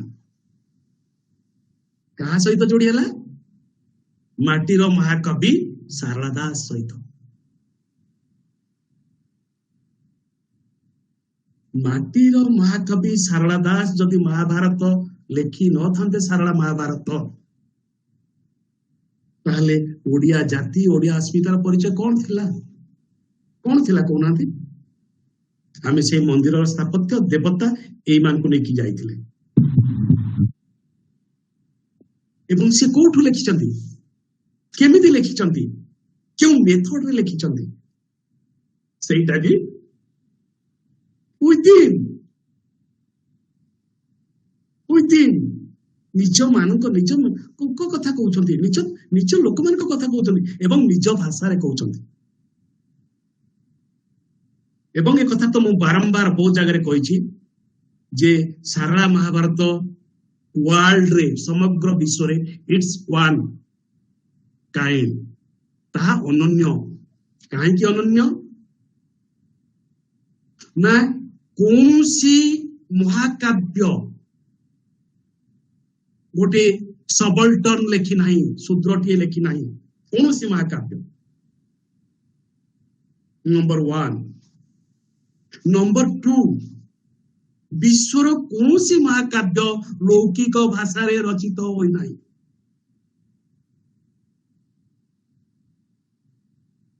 एवं सेथि पाई जेहेतु जने निम्न वर्गर कवि लोकंक भाषा रे एक महाकाव्य रचना करुछंती एवं एबे तो अनेक गोटे नुआ प्रश्न आसीची ए फोरम रे मु सेटा कहया पे चाहूची जे सारला दास प्रकृति संस्कृत महाकाव्य पढ़िथिले कि से सौभाग्य तांकर थिला कि सेतिकी अवसर थिला कि सेतिकी परिवेश थिला कि ना सुनी जनश्रुति को आधार करी ज्ञान परंपरा लोक विद्या को आधार करी निज सर्जन कर्मर विचक्षणता नहीं ताकू नवसर्जन करिसंती एहा मध्य आलोचना करिवा समय आई जायछि एवं एहा जदि आमे आलोचना करिवा ताहले ओडिया अस्मिता सारा महाभारतर व्यापकता आउरी बहु गुण रे बढ़ी जिवो संस्कृत फकीर मोहन तो गुड़ाई पाठ पढ़ी निज आयसरे सारला दास कौन से सौभाग्य पाई पारिथिले एवं प्रकृति देवी कृपा एमती गोटे मिराकल हो जाए पारिबो तो किते विचक्षण थिले किते सर्जन दृष्टि थिले किते जोगी मानस थिले जने एही परी महाकाव्यटी अद्वितीय महाकाव्यटी लौकिक भाषा रे लिखि पारिबो एवं महाभारत रो सबुठ बड़ गुण होची Debashish the craft of story किते अनुकल्प ता भितरे छंदी हे रहउची एवं गोटे बृहत्तर गल्पटी तैयारी करि पारुची क्राफ्टमैनशिप किते अनुकल्प रहिची एवं से अनुकल्प एवं तो बहुत जगह से आलोचना करछि जो सेक्स कथा आसुची जो फेमिनिस्टिक एटीट्यूड कथा होची कुमारी मातृत्व कथा होची कोंती ईश्वरी अपा पडिबो से अंशटी abnormal sex କଥା ଆସୁଛି, abnormal sex କଥା ଆସୁଛି, କେତେ କେତେ ଆସୁଛି, ଜ୍ୟୋତିଷ ଶାସ୍ତ୍ର ଆସୁଛି, ମାନେ ଯୁଦ୍ଧ ଶାସ୍ତ୍ର ଆସୁଛି, ନୀତି ଶାସ୍ତ୍ର ଆସୁଛି। ଯେତେବେଳେ ବର୍ଣ୍ଣନା କରାହଉଛି ଦୁର୍ଯ୍ୟୋଧନଙ୍କର ଯୋଉ ରାଜା ହେବେ, ସେତେବେଳେ ଯୋଉ ଧବଳ ଧଳା ସବୁ ଧଳା ତାହାର ଯୋଉ ବର୍ଣ୍ଣନା ହେଇଛି, ମୁଁ ଗୋଟେ ଇକୋପିଟିସିରେ ସେ କଥା ଆଲୋଚନା କରିଛି। ଅଦ୍ୱିତୀୟ ଅଦ୍ୱିତୀୟ, ଏହା କେବେ ମୁଁ ତ ମାନିବିନି, କେବେ ମାନିବି ନାହିଁ ଯେ ଦୈବିକ କୃପା ବଳରେ ଏହା ଜଣେ ଲେଖୁଛି। ସେହିପରି ସେ ଯୋଉ ବିଚାରଧାରାଟି, ସେ ଯୋଉ ପରିଚର୍ଚ୍ଚାଟି, ସେ ଯୋଉ ଅସ୍ମିତା ନିର୍ମାଣ ପ୍ରକ୍ରିୟାଟି ମାଟିର ମହାକବି ସାରଳା ଦାସ ଆରମ୍ଭ କରିଥିଲେ। ତା ସହିତ ଜଣେ ମାତ୍ର ଲେଖକ ଯୋଡି ହେଇଛନ୍ତି, ସେ ହଉଛନ୍ତି ଫକୀରମୋହନ। ଆଉ କେହି ଯୋଡି ହେଇନାହାନ୍ତି, ଆଉ କେହି ଯୋଡି ହେଇପାରି ନାହାନ୍ତି। ଅତି କମ ଭାଷାଗତ ଏବଂ ଭାବଗତ ଦୃଷ୍ଟିକୋଣ, ଭାଷା ଓ ଭାବରେ ଫକୀରମୋହନ ଓଡ଼ିଆ ଅସ୍ମିତାକୁ ନବଜନ୍ମ ଦେଇଛନ୍ତି, ପୁନଃସର୍ଜନ କରିଛନ୍ତି ଏବଂ ସେ ଶୂଦ୍ରମଣି ସାରଳା ଦାସଙ୍କର ନବ ଅବତାର। ସେଥିପାଇଁ ତ ଉତ୍କଳ ଭ୍ରମଣରେ ସେ ସାରଳାଙ୍କୁ ପ୍ରଣାମ କରୁଛନ୍ତି। ଉତ୍କଳ ଭ୍ରମଣ କାବ୍ୟରେ ସେ ମା ସାରଳାଙ୍କୁ ପ୍ରଣାମ କରୁଛନ୍ତି, ସେଇଥିପାଇଁ ସ୍ମରଣ କରୁଛନ୍ତି। ଏବଂ ସେଥିପାଇଁ ମଣିଷର କଥା, ମଣିଷର ଭାବ, ମଣିଷର ବେଦନା, ଗୋଟେ ଖାଣ୍ଟି ଓଡ଼ିଆ ର ବ୍ୟଥାକୁ ସିଏ କବିତାରେ, ପାଠ୍ୟକ୍ରମ ପୁସ୍ତକରେ, ପାଠ୍ୟପୁସ୍ତକରେ, ସାହିତ୍ୟରେ, ସେଥିପାଇଁ ଗଳ୍ପ ସାହିତ୍ୟ ପରେ ଆସିଲା। ସେଥିପାଇଁ ମୁଁ ଅନେକ ସମୟରେ କୁହେ ଯେ ଆମେ ଯୋଉ ତାଙ୍କର ଆତ୍ମଜୀବନୀକୁ ଉପନ୍ୟାସ କହୁଛୁ, କାହିଁକି ଆମେ ଉପନ୍ୟାସ କହିବା? କାହିଁକି ତାକୁ ଇତିହାସ ନ କହିବା? ଉତ୍କଳ ଭ୍ରମଣକୁ କାହିଁକି ଇତିହାସ ନ କହିବା? ଏବଂ ଓଡ଼ିଆ ଇତିହାସ, ଓଡ଼ିଶାର ଇତିହାସ, ଓଡ଼ିଆ ଅସ୍ମିତା ପୁନର୍ବ୍ୟାଖ୍ୟା କାହିଁକି ନ କରିବା? ଏବଂ ସବୁଠୁ ବଡ କଥା ହଉଛି ଯେ ନବଜାଗରଣ, ଆଧୁନିକତା ଏବଂ ଜାତୀୟତା, ଏ ତିନୋଟି ସମ୍ମିଶ୍ରଣରେ ସେ ଓଡ଼ିଶାର ଔପନିବେଶିକ ଆଧୁନିକତାକୁ ସୃଷ୍ଟି କରିଛନ୍ତି ଏବଂ ସେ ଆଧୁନିକତାର ପ୍ରାସଙ୍ଗିକତା ସାହିତ୍ୟରେ ଯେତେ ନାହିଁ ତାହା ରହିଛି ସମାଜରେ। ସେଥିପାଇଁ ସେ କହୁଛନ୍ତି ଡାକମୁନ୍ସି ଗଳ୍ପରେ, ଆମର ପରମ୍ପରା ଥିଲା ଖୋଲା ଦେହରେ ରହିବା, ବାପାଟା ଖୋଲା ଦେହରେ ଚାଲିକି ଗଲା, ତ ସେଠି ଇଂରେଜ ମ୍ୟାମ ମାନେ ଥିଲେ, ତାଙ୍କର ଥିଲା ଗୋଡେଇକି ଆସରଣ ଯିବେ ଆସିବେ। ସେତେବେଳେ 1880 ପର୍ଯ୍ୟନ୍ତ, 1870 ପର୍ଯ୍ୟନ୍ତ କେବଳ ଜମିଦାରୀ ମାନଙ୍କ ବ୍ୟତୀତ କେଉଁ ଚାଷୀ ପରିବାରଟା ଉପରେ ଗୋଟେ ପାଇଜାମା ପିନ୍ଧି ପାରୁଥିଲା କି? ନା, ଉପର ଅଂଶ ଖୋଲା ରହୁଥିଲା, ଅତି କମରେ ଗାମୁଛା ଖଣ୍ଡେ ଆମେ ପକଉଥିଲେ। ଇଏ ହଉଛି ଆମର ବ୍ୟବସ୍ଥା। এই ବ୍ୟବସ୍ଥାକୁ ସିଏ ଯଥାଯଥ ଭାବରେ ଯଥାଯଥ ଭାବରେ ସାହିତ୍ୟରେ, ପ୍ରବନ୍ଧରେ, ନିଜର ଅଭିଭାଷଣରେ, ନିଜର ବିଭିନ୍ନ ସଭାପତିତ୍ୱ ଭାଷଣରେ ପ୍ରସ୍ତୁତ କରିଥିବାରୁ ସେ ଆଜି ଅଦ୍ୱିତୀୟ, ସେ ଆଜି ଅନନ୍ୟ, ସେ ଆଜି ଅନତିକ୍ରମ୍ୟ, ସେ ଆଜି ପ୍ରଣମ୍ୟ, ସେ ଆଜି ସଂକ୍ରାନ୍ତି ପୁରୁଷ। ମତେ ଶୁଣିଥିବାରୁ, ମତେ ଏତିକି ସୁଯୋଗ ଦେଇଥିବାରୁ, ମୋ ମନ କଥା କହିବାକୁ ଆପଣମାନଙ୍କ ସମ୍ମୁଖରେ ମୁଁ ଆପଣମାନଙ୍କୁ କୃତଜ୍ଞତା ଅର୍ପଣ କରୁଛି। ଧନ୍ୟବାଦ। ଭାଷା ନାହିଁ ମୋର ଆପଣଙ୍କୁ ଧନ୍ୟବାଦ ଦେବାକୁ। ଧନ୍ୟବାଦ ବହୁତ କ୍ଷୁଦ୍ର ଶବ୍ଦ ହୋଇ କଥା ଅଲଗା ଅଲଗା କଥା ଭାବୁଥିଲା। ମୁଁ ଭାବୁଛି ଏ ସମୟ ଆମ ପାଇଁ ବହୁତ କମ୍, ଏଇଟା ଗୋଟେ ଦିନ ଦରକାର ମୋ ପାଇଁ ୱାର୍କସପ୍ ଭଳିଆ ଆଲୋଚନା କରିବା ପାଇଁ। ଯାହା ବି ହଉ ଆପଣଙ୍କର ଅଦ୍ୱିତୀୟ ଉପସ୍ଥାପନ, ଆମ ଭିତରେ ଯୋଉ କ୍ୱେଶ୍ଚିନ୍ ମାର୍କ ଗୁଡାକ ଆପଣ ଛାଡି ଯାଇଛନ୍ତି, ସେ କ୍ୱେଶ୍ଚିନ୍ ଆମ ଭିତରେ ଗୋଟେ ନୂଆ ଦିଗଟେ ଖୋଜିବା ପାଇଁ ଉତ୍କଣ୍ଠିତ ଏବଂ ତାର ସେଇ କ୍ୱେଶ୍ଚିନ୍ ର ଉତ୍ତର ପାଇଁ ମୁଁ ନିହାତି ଭାବରେ ବର୍ତ୍ତମାନ ଅନୁରୋଧ କରିବି ଦେବେନ୍ଦ୍ର ଭାଇଙ୍କୁ ସେ ଟିକେ ତାଙ୍କର ବକ୍ତବ୍ୟ ରଖିବା ପାଇଁ। ପ୍ରଫେସର ଦେବେନ୍ଦ୍ର ଦାସଙ୍କୁ ମୁଁ ଅନୁରୋଧ କରିବି, କ୍ଷୀରୋଦ ଭାଇଙ୍କର ମଧ୍ୟ ଆଗ୍ରହ ଅଛି ଏବଂ ଆମେ ସମସ୍ତେ ଆପଣଙ୍କ ଠାରୁ ଟିକେ ଶୁଣିବା ପାଇଁ ଚାହୁଁଛୁ। କାହିଁକି ମୋର ଗୋଟେ ହାତରେ ଅଛି ଫକୀର ମୋହନ ସେନାପତିଙ୍କ ଆତ୍ମଚରିତ ସମ୍ପାଦନା ଦେବେନ୍ଦ୍ର କୁମାର ଦାସ ବହିଟି, ଆଉ ମୋ ସାମ୍ନାରେ ବସିଛନ୍ତି ଭାଇ, ତେଣୁ ଆପଣଙ୍କ ଠାରୁ ଟିକେ ଶୁଣିବୁ। ଦେବେନ୍ଦ୍ର ଭାଇ। ଶ୍ରଦ୍ଧା କିଶୋରୀ ମ୍ୟାଡାମ, ଶ୍ରଦ୍ଧେୟ କ୍ଷୀରୋଦ ସୁଧୀବୃନ୍ଦ, କ୍ଷୀରୋଦ ପ୍ରାୟ ଘଣ୍ଟାଏ କାଳ ଅତ୍ୟନ୍ତ ଆବେଗ ପ୍ରବଣ ହୋଇ ଫକୀର ମୋହନକୁ ଏବଂ ଫକୀର ମୋହନଙ୍କ ସହିତ ସମ୍ପୃକ୍ତ ଅନ୍ୟମାନଙ୍କୁ ଆଲୋଚନା କରିଛନ୍ତି। ମୁଁ ଫକୀର ମୋହନ ପଢା ଆରମ୍ଭ କରିଛି, ଖୁବ ଭିତରକୁ ଯାଇଛି ବୋଲି କହିପାରିବିନି, କାରଣ ପ୍ରକୃତରେ ଫକୀର ମୋହନଙ୍କର ପଢିବାର ଗୋଟେ ଅସୁବିଧା ହଉଛି ଆମେ ତାଙ୍କୁ ଯୋଉ ପ୍ରକାର ଦେଖୁ ସେ ସେଇଆ ନୁହନ୍ତି। ଆମେ ତାଙ୍କୁ ଆଜି ଦେଖୁଛୁ ସାହିତ୍ୟିକ ଭାବରେ, କିନ୍ତୁ ସେ ସାହିତ୍ୟିକ ଅପେକ୍ଷା ଅଧିକ ଥିଲେ ପ୍ରଶାସକ, ବ୍ୟବସାୟୀ, ଆଉ ସେ ସମୟ ସେ ରାଜନୀତିବିଦ।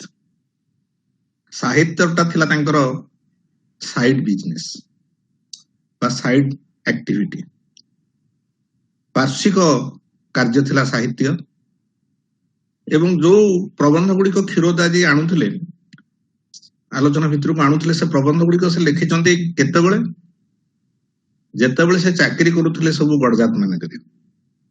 ଏସବୁ 6 ମାଣ 8 ଗୁଣ୍ଠ ପୂର୍ବର ଲେଖା ଏବଂ ତାରି ଭିତ୍ତି ଉପରେ ହିଁ 6 ମାଣ 8 ଗୁଣ୍ଠ ଲେଖା ହେଇଛି।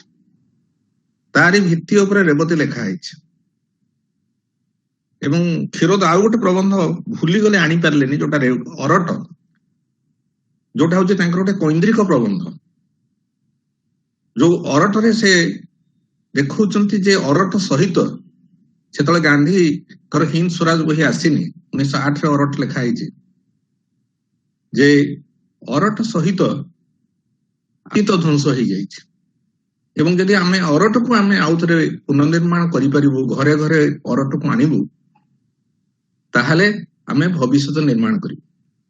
ଏବଂ ସେଥିରେ ସେ ଗୋଟେ ବଡ କଥା କହୁଛନ୍ତି, ମଣିଷ ପାଖରେ ଯେତେବେଳେ କାମ ନଥାଏ ସେ ଡିହ୍ୟୁମାନାଇଜ୍ଡ ହେଇଯାଏ, ଅମଣିଷ ହେଇଯାଏ। ପଶୁ ହୁଏ ନାହିଁ, ଅମଣିଷ ହେଇଯାଏ। କାରଣ ପଶୁର ତ ସବୁବେଳେ କିଛି କାମ ଥାଏ। କାମ ନଥିବା ମଣିଷ ଅମଣିଷ ହେଇଯାଏ।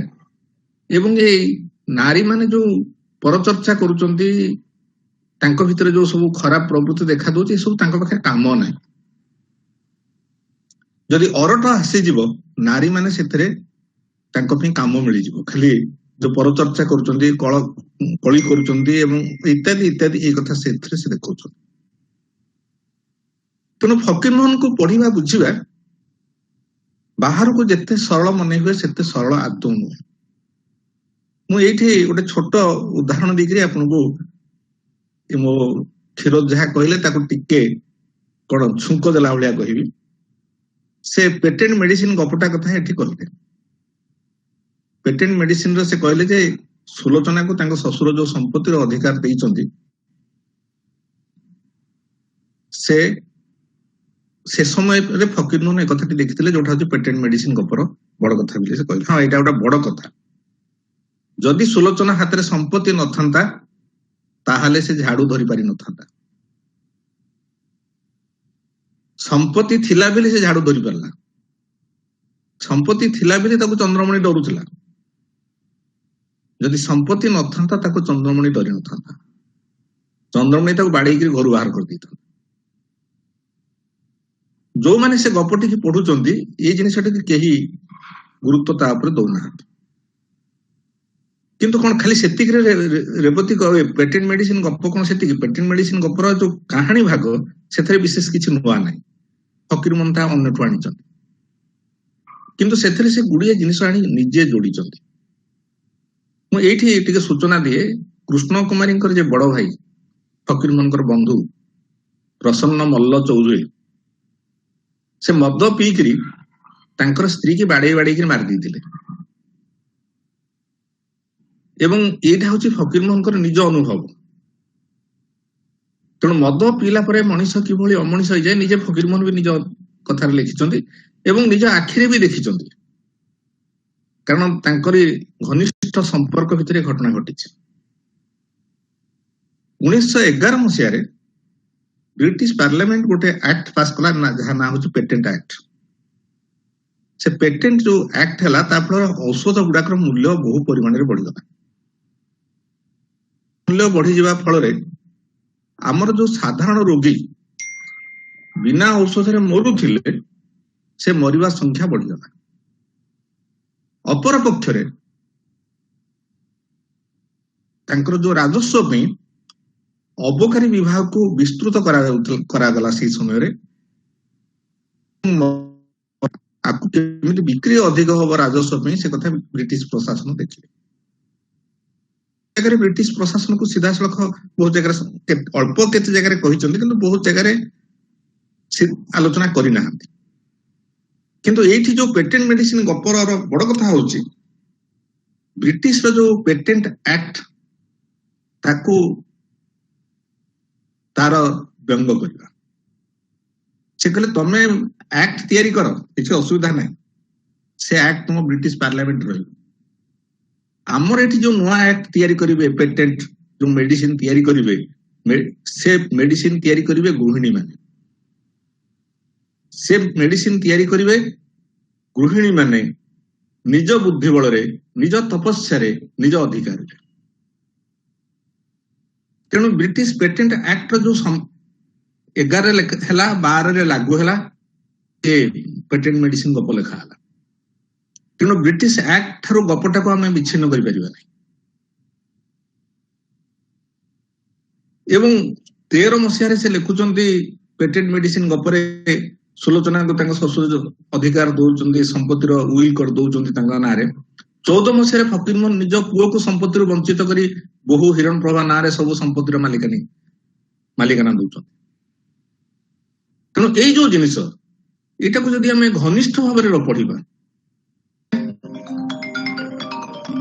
ମାନେ ଫକୀର ମୋହନକୁ ଆମେ ସେତେ ଭଲ ଭାବରେ ବୁଝିପାରିବାନି। ଯେମିତି ମୁଁ ଏବେ ଯଦି ଯୋଉମାନେ ରେବତୀ ଯୋଉ 36ଟା ଭାଷାରେ ଅନୁଦିତ ହେଇକି ଯୋଉ ବହି ବାହାରିଛି ରେବତୀ ସ୍ପିକିଂ ଇନ୍ ଟଙ୍ଗସ୍, ତାର ଗୋଟେ ଭୂମିକା ଭାବରେ ଗୋଟେ ପ୍ରବନ୍ଧ ମୁଁ ଏବଂ ପ୍ରଫେସର ହିମାଂଶୁ ମହାପାତ୍ର ଲେଖିଛୁ। ସେଥିରେ ଆମେ ଦେଖୁଛୁ ଯେ ରେବତୀ କି ପ୍ରକୃତରେ ନାରୀ ଶିକ୍ଷା ଉପରେ ରେବତୀ ଗପ ନୁହେଁ। ରେବତୀ ଗପର ମୁଖ୍ୟ ଇଏ ହଉଛି ମହାମାରୀ, ଏପିଡେମିକ। ଏବଂ ରେବତୀ ଗପର ମୁଖ୍ୟ ହଉଛି ବ୍ରିଟିଶ ପ୍ରଶାସନର ଯୋଉ ଅସ୍ଥିରତା। ଏବଂ ଏଇ ଦିଟାକୁ ରେବତୀର ଏବଂ ବୁଢୀମାର ଯୋଉ ପ୍ରକୃତରେ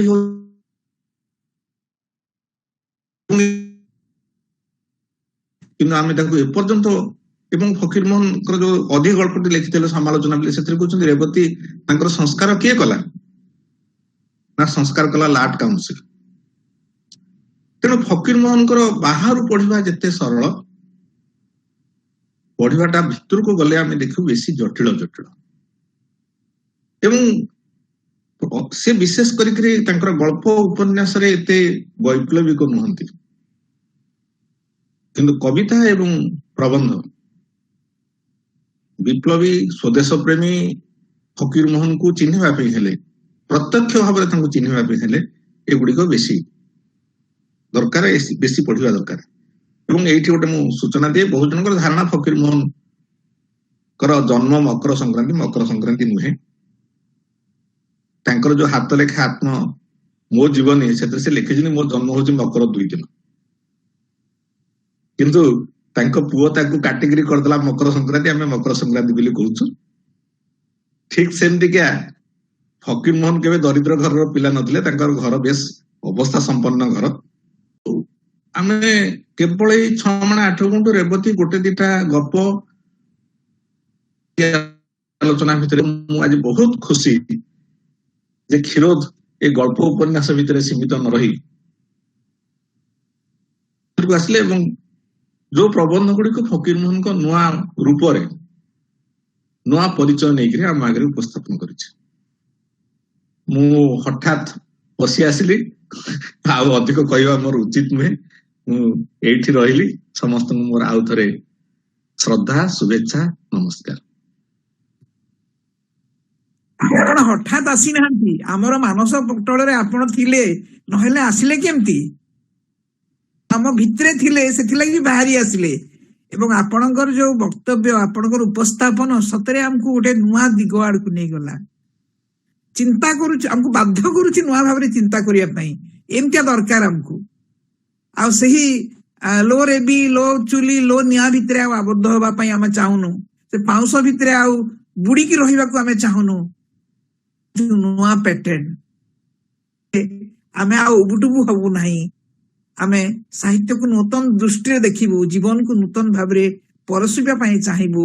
ଆଉ ଆପଣ ଦି ଜଣ ଯାକ ଏତେ ଚମତ୍କାର ଭାବରେ, ଖାଲି ଚମତ୍କାର କହିବି ନାହିଁ, ଏତେ କରି ଆମ ଭିତରକୁ ପଶାଇ ଦେଲେ, ଯୋଉଟା କି ଆମର ପାଠକ ବନ୍ଧୁ ମାନେ, ଆମର ଶ୍ରୋତା ବନ୍ଧୁ ମାନେ, ଯୋଉ ଗବେଷକ ବନ୍ଧୁ ମାନେ ନିଜ ପାଇଁ ଏକ ନୂଆ ଆୟାମ ସୃଷ୍ଟି କରିବେ। ଗବେଷଣାର ପଥ ନୂଆ ଭାବରେ ସେମାନେ ବାଛିବା ପାଇଁ ବାଧ୍ୟ ହେବେ। ମୋ ହାତରେ ବହୁତ ଲୋକଙ୍କର, ଭାଇ କହିଥିଲେ ବହୁତ ଜଣ ଅଛନ୍ତି। ମୁଁ ସମସ୍ତଙ୍କୁ, ଯୋଉ ଆମର ସ୍କଲାରଲି ଅଛନ୍ତି, ରବୀନ୍ଦ୍ର କୁମାର ଦାସ, ତାପରେ ଶ୍ରେୟାଲାଲ ଦାସ, ଆଉ ସନ୍ତୋଷ ପାଣି, ଦଶରଥ ନାୟକ ଇତ୍ୟାଦିଙ୍କୁ ମୁଁ ଧନ୍ୟବାଦ ଜଣାଉନି, କୃତଜ୍ଞତା ଜଣାଉଛି। ସେ ଆମ ସହିତ ଯୋଡି ହେଇକିରି ଅଛନ୍ତି।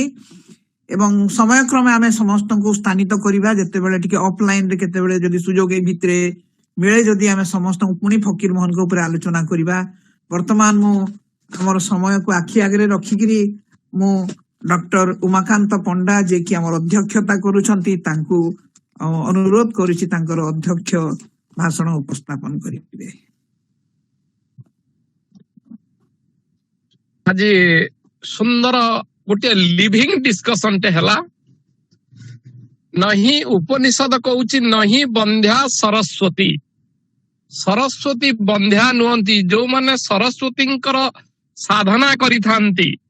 ମାନ୍ୟବର ଅଧ୍ୟାପକ କ୍ଷୀରୋଦ ବେହେରା ଆମର ଯେତେବେଳେ ସଂସ୍କୃତ ଏବଂ 662 କଲେଜ ଭିତରୁ ଯାଇଥିଲା, ସାର୍ ଆମର ଡେପୁଟି ଡାଇରେକ୍ଟର ଥିଲେ। ଦେବେନ୍ଦ୍ର ସାର୍ ତ ଏଇଠି ରାଉରକେଲାରେ ତାଙ୍କ ସଂସ୍ପର୍ଶରେ ଆମେ ଆସିଛୁ। ତେଣୁ ଆଜିର ଯୋଉ ବକ୍ତବ୍ୟଟି ହେଲା, ଓଡିଆ ଅସ୍ମିତା ଏବଂ ଫକୀର ମୋହନଙ୍କ ଯୋଉ ଗାଳ୍ପିକ ଚିନ୍ତାଧାରା, ଲୌକିକ ସାହିତ୍ୟ ଏବଂ କଥିତ ଭାଷା ଯୋଉଟା ସ୍ଥାନ ପାଇଛି ସାହିତ୍ୟରେ, ସୁନ୍ଦର ଭାବରେ ଉପସ୍ଥାପନ କରାଯାଇଛି। ତେଣୁ ବୈଶାଖୀ ସାହିତ୍ୟ ସଂସଦ ଆଜି ନିକଟରେ ଋଣୀ, ଏବଂ ଯୋଉମାନେ ଭାଗ ନେଇଛନ୍ତି, ଭବେଶ ଭାଇ, ଡକ୍ଟର କିଶୋରୀ ଦାସ, ଅଧ୍ୟାପକ ଚନ୍ଦ୍ରଧ୍ୱଜ ମାଝୀ ବା ଯୋଉମାନେ ଅଛନ୍ତି, ସମସ୍ତଙ୍କ ପାଖରେ ମୁଁ ଋଣୀ। ଆଉ ଅଧିକ ସେ ବକ୍ତବ୍ୟ ଉପରେ ଅଧିକ କହିବାଟା ମୋ ପାଇଁ ଶୋଭନୀୟ ନୁହେଁ। ମୁଁ ଏତିକି କହୁଛି। ସମସ୍ତଙ୍କୁ ଧନ୍ୟବାଦ। ମୁଁ ବର୍ତ୍ତମାନ ଚନ୍ଦ୍ରଧ୍ୱଜ ମାଝୀ, ଅଧ୍ୟାପକ ଚନ୍ଦ୍ରଧ୍ୱଜ ମାଝୀକୁ ଅନୁରୋଧ କରିବି, ସେ ଧନ୍ୟବାଦ ଅର୍ପଣ କରିବେ ଅନୁଷ୍ଠାନକୁ ଭାବରେ। କିନ୍ତୁ ମୁଁ ଗୋଟେ କଥା ଆପଣମାନଙ୍କ ଠାରୁ ଏସିଓର କରିବା ପାଇଁ ଚାହିଁବି। ପ୍ରକୃତରେ ଯେତେବେଳେ ମୁଁ ମୋର ମନର କଥା କହୁଛି, ଯେତେବେଳେ ମୁଁ କ୍ଷୀରୋଦ ଭାଇଙ୍କ ସହିତ କଥା ଲାଗିଲା ପରେ, ମୁଁ ଦେବେନ୍ଦ୍ର ଭାଇଙ୍କର ବହୁତ ଜାଗାରେ ଶୁଣିଛି, ଆଗରୁ ତାଙ୍କ ସଂସ୍ପର୍ଶରେ ବହୁତ ବର୍ଷ ଧରିକି ବି ରାଉରକେଲାରେ ଆସିଛି। କ୍ଷୀରୋଦ ଭାଇ ତ ସ୍ଥାନ ଭାଇ, ରାଉରକେଲାର ଭାଇ ନୁହନ୍ତି, ପୁରା ନିଜ ଭାଇ ଠାରୁ ବଳି, ସମସ୍ତେ ମୋର ଭାଇ। କିନ୍ତୁ ମତେ ସେତେବେଳେ କେମିତି ଲାଗିଥିଲା, ମୁଁ ସେତେବେଳକୁ ଜାଣିନଥିଲି ଦେବେନ୍ଦ୍ର ଭାଇ ଆସିବେ ବୋଲିକିରି, ମୋ ମନରେ କୋଉଠି ଗୋଟେ ମୋ ବହିଟା ଧରିଲା, ମତେ ଲାଗିଲା ଆଜି ଦେବେନ୍ଦ୍ର ଭାଇ ଥାଆନ୍ତି ଯଦି କେମିତି ଲାଗନ୍ତା। এই কথাটা ମୋ ମନରେ କିନ୍ତୁ ଯୋଉ ମାନେ ଗୋଟେ ସିକ୍ସ ସେନ୍ସ ମୋର କାମ କରୁଥିଲା। ତେଣୁ ମୁଁ ଅଜାଣତରେ ହଉ ବରଂ ଭାଇଙ୍କୁ ଯୋଉ ଆପଣ ଡାକିଛନ୍ତି କ୍ଷୀରୋଦ ଭାଇ, ମୁଁ ଆପଣଙ୍କୁ କୃତଜ୍ଞତା ଜ୍ଞାପନ କରୁଛି। କୃତଜ୍ଞତା ଜ୍ଞାପନ ଦି ଜଣଙ୍କର ଏକା ସାଙ୍ଗରେ ଯୋଉ ଶୁଣିବାର ସୁଯୋଗ ପାଇଲୁ, ସେଥିରେ ମୁଁ କୃତଜ୍ଞତା ଜ୍ଞାପନ କରୁଛି। ମୁଁ ବର୍ତ୍ତମାନ ଅନୁରୋଧ କରୁଛି ଅଧ୍ୟାପକ ଚନ୍ଦ୍ରଧ୍ୱଜ ମାଝୀଙ୍କୁ, ସେ ତାଙ୍କର କର୍ତ୍ତବ୍ୟ ସମ୍ପାଦନ କରିବେ। धन्यवाद प्रोफेसर डॉक्टर किशोरी दास महोदय। बैशाखी साहित्य संसदर आज 10ମ व्याख्यान। प्रत्येक मासर प्रथम सोमवार रे दीर्घ 10 मास हला ये कार्यक्रम चालू रही। विभिन्न समय विभिन्न विशिष्ट ओडिया भाषा एवं साहित्यर साधकों विषय विशिष्ट लोकमानंकर भाषा अच्छी एवं ଆଜି ସେମିତି ଓଡ଼ିଆ ଅସ୍ମିତା ଓ ଫକୀର ମୋହନଙ୍କ ବିଷୟରେ କହିବା ପାଇଁ ଆମ ମଧ୍ୟରେ ଆଜି ବୈଶାଖୀ ସାହିତ୍ୟ ସଂସଦର ଗୋଟେ ସୌଭାଗ୍ୟ ପ୍ରଫେସର ଡକ୍ଟର କ୍ଷୀରୋଦ ଚନ୍ଦ୍ର ବେହେରା ସାର୍ଙ୍କୁ ଆମେ ପାଇଛୁ। ତାଙ୍କ ବିଷୟରେ ମୁଁ ବର୍ଣ୍ଣନା କରିବା ବା କହିବା ମୋ ଧୃଷ୍ଟତା ମାତ୍ର ହବ। ବାସ୍ତବିକ ବଡ଼ ଭାବବିହ୍ୱଳ ଏଇ ସାର୍ ଫକୀର ମୋହନ ସେନାପତିଙ୍କର ଗୀତା ପ୍ରବନ୍ଧ ଏବଂ ଆଞ୍ଚଳିକ ଭାଷାକୁ ନେଇ ଓଡ଼ିଆର ଅସ୍ମିତା ଧାର୍ମିକ ଭାବରେ ଆମ ପାଖରେ ଉପସ୍ଥାପନ କଲେ। ଆମ ସଂସଦ ତାଙ୍କ ପାଖରେ ଚିରଋଣୀ। ଆଉ ଧନ୍ୟବାଦ ଦେବି ପ୍ରଫେସର ଦେବେନ୍ଦ୍ର ଦାସଙ୍କୁ, ଅତି ମାର୍ମିକ ଭାବରେ ଫକୀର ମୋହନ ସେନାପତିଙ୍କର ଲେଖାକୁ ଆଉ ଟିକେ ପୁଟ ଦେଲେ। ସେଥିପାଇଁ ମଧ୍ୟ ଅନୁଷ୍ଠାନ ତରଫରୁ ସମସ୍ତଙ୍କୁ ଧନ୍ୟବାଦ। ସମସ୍ତ ଏଠି ଉପସ୍ଥିତ ଥିବା ସମସ୍ତ ଶ୍ରୋତାବୃନ୍ଦ ନିଜ ନିଜ କ୍ଷେତ୍ରରେ ଏକ ବିଶିଷ୍ଟ ବ୍ୟକ୍ତି, ସମସ୍ତଙ୍କୁ ଅନୁଷ୍ଠାନ ତରଫରୁ ମୋର ଭୂମିଷ୍ଠ ପ୍ରଣାମ ତଥା ନବବର୍ଷରେ ସମସ୍ତଙ୍କୁ ଅନେକ ଅନେକ ଶୁଭେଚ୍ଛା ନେଇ ମୋର ଧନ୍ୟବାଦ କାର୍ଯ୍ୟକ୍ରମକୁ ଏଇଠି ବିରାମ ଦଉଛି। ଜୟ ଉତ୍କଳ ମାତା। ସବୁଥର ଆମେ ଶାନ୍ତି ପାଠ କରୁ। ବର୍ତ୍ତମାନ ମୁଁ ଆମର ସାନ ଭାଇ ତଥା ବୈଶାଖୀ ସାହିତ୍ୟ ସଂସଦର ସଭାପତି ଷଡଙ୍ଗୀଙ୍କୁ ମୁଁ ଅନୁରୋଧ କରୁଛି ଯେ ତାଙ୍କର ଶେଷ କାର୍ଯ୍ୟକ୍ରମ ଆଗେଇ ନେବେ। ଡକ୍ଟର ବୁଦ୍ଧେଶ୍ୱର ଷଡଙ୍ଗୀ ମହୋଦୟ। ହଁ ଠିକ ସୁନ୍ଦର ଭାବରେ। ଆଚ୍ଛା କ୍ଷୀରୋଦ ସାର୍ ଆମର ଆଗରୁ women's college ରେ ସେ ଥିଲେ ଥିଲେ women's college ଥିଲେ। ଇଏ ଥରେ ଗୋଟେ ବୈଶାଖୀରେ ଗୋଟେ ପ୍ରୋଗ୍ରାମ ରେ ଆସିଥିଲେ, ତାର ହଁ ପଡୁଛି? ମନେ ଅଛି, ବହୁତ ଦିନ ତଳେ। ବହୁତ ଦିନ ତଳେ ମୋର ସେଇଟା ମନେ ପଡିଲା। ହଁ ହଁ ହଁ ଇଏ ପ୍ରାୟ 20 ବର୍ଷ ତଳେ। ହଁ ବେଣୁ ମଉସା ଥିଲା ବେଳେ।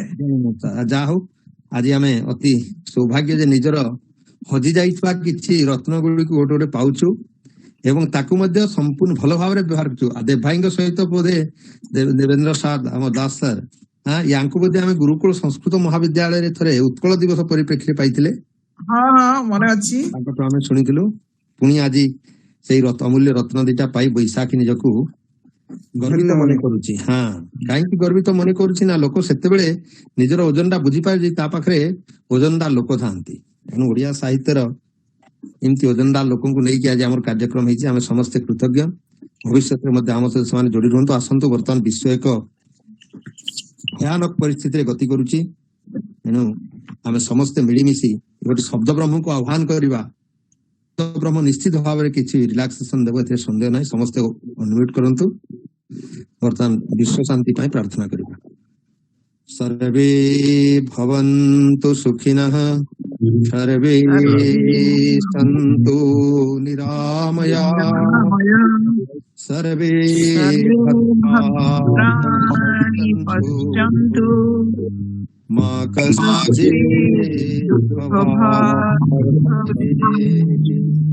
ଓಂ ଶାନ୍ତି ଶାନ୍ତି ଶାନ୍ତି। नमस्कार। भारत माता की जय। वंदे उत्कल जननी। जननी।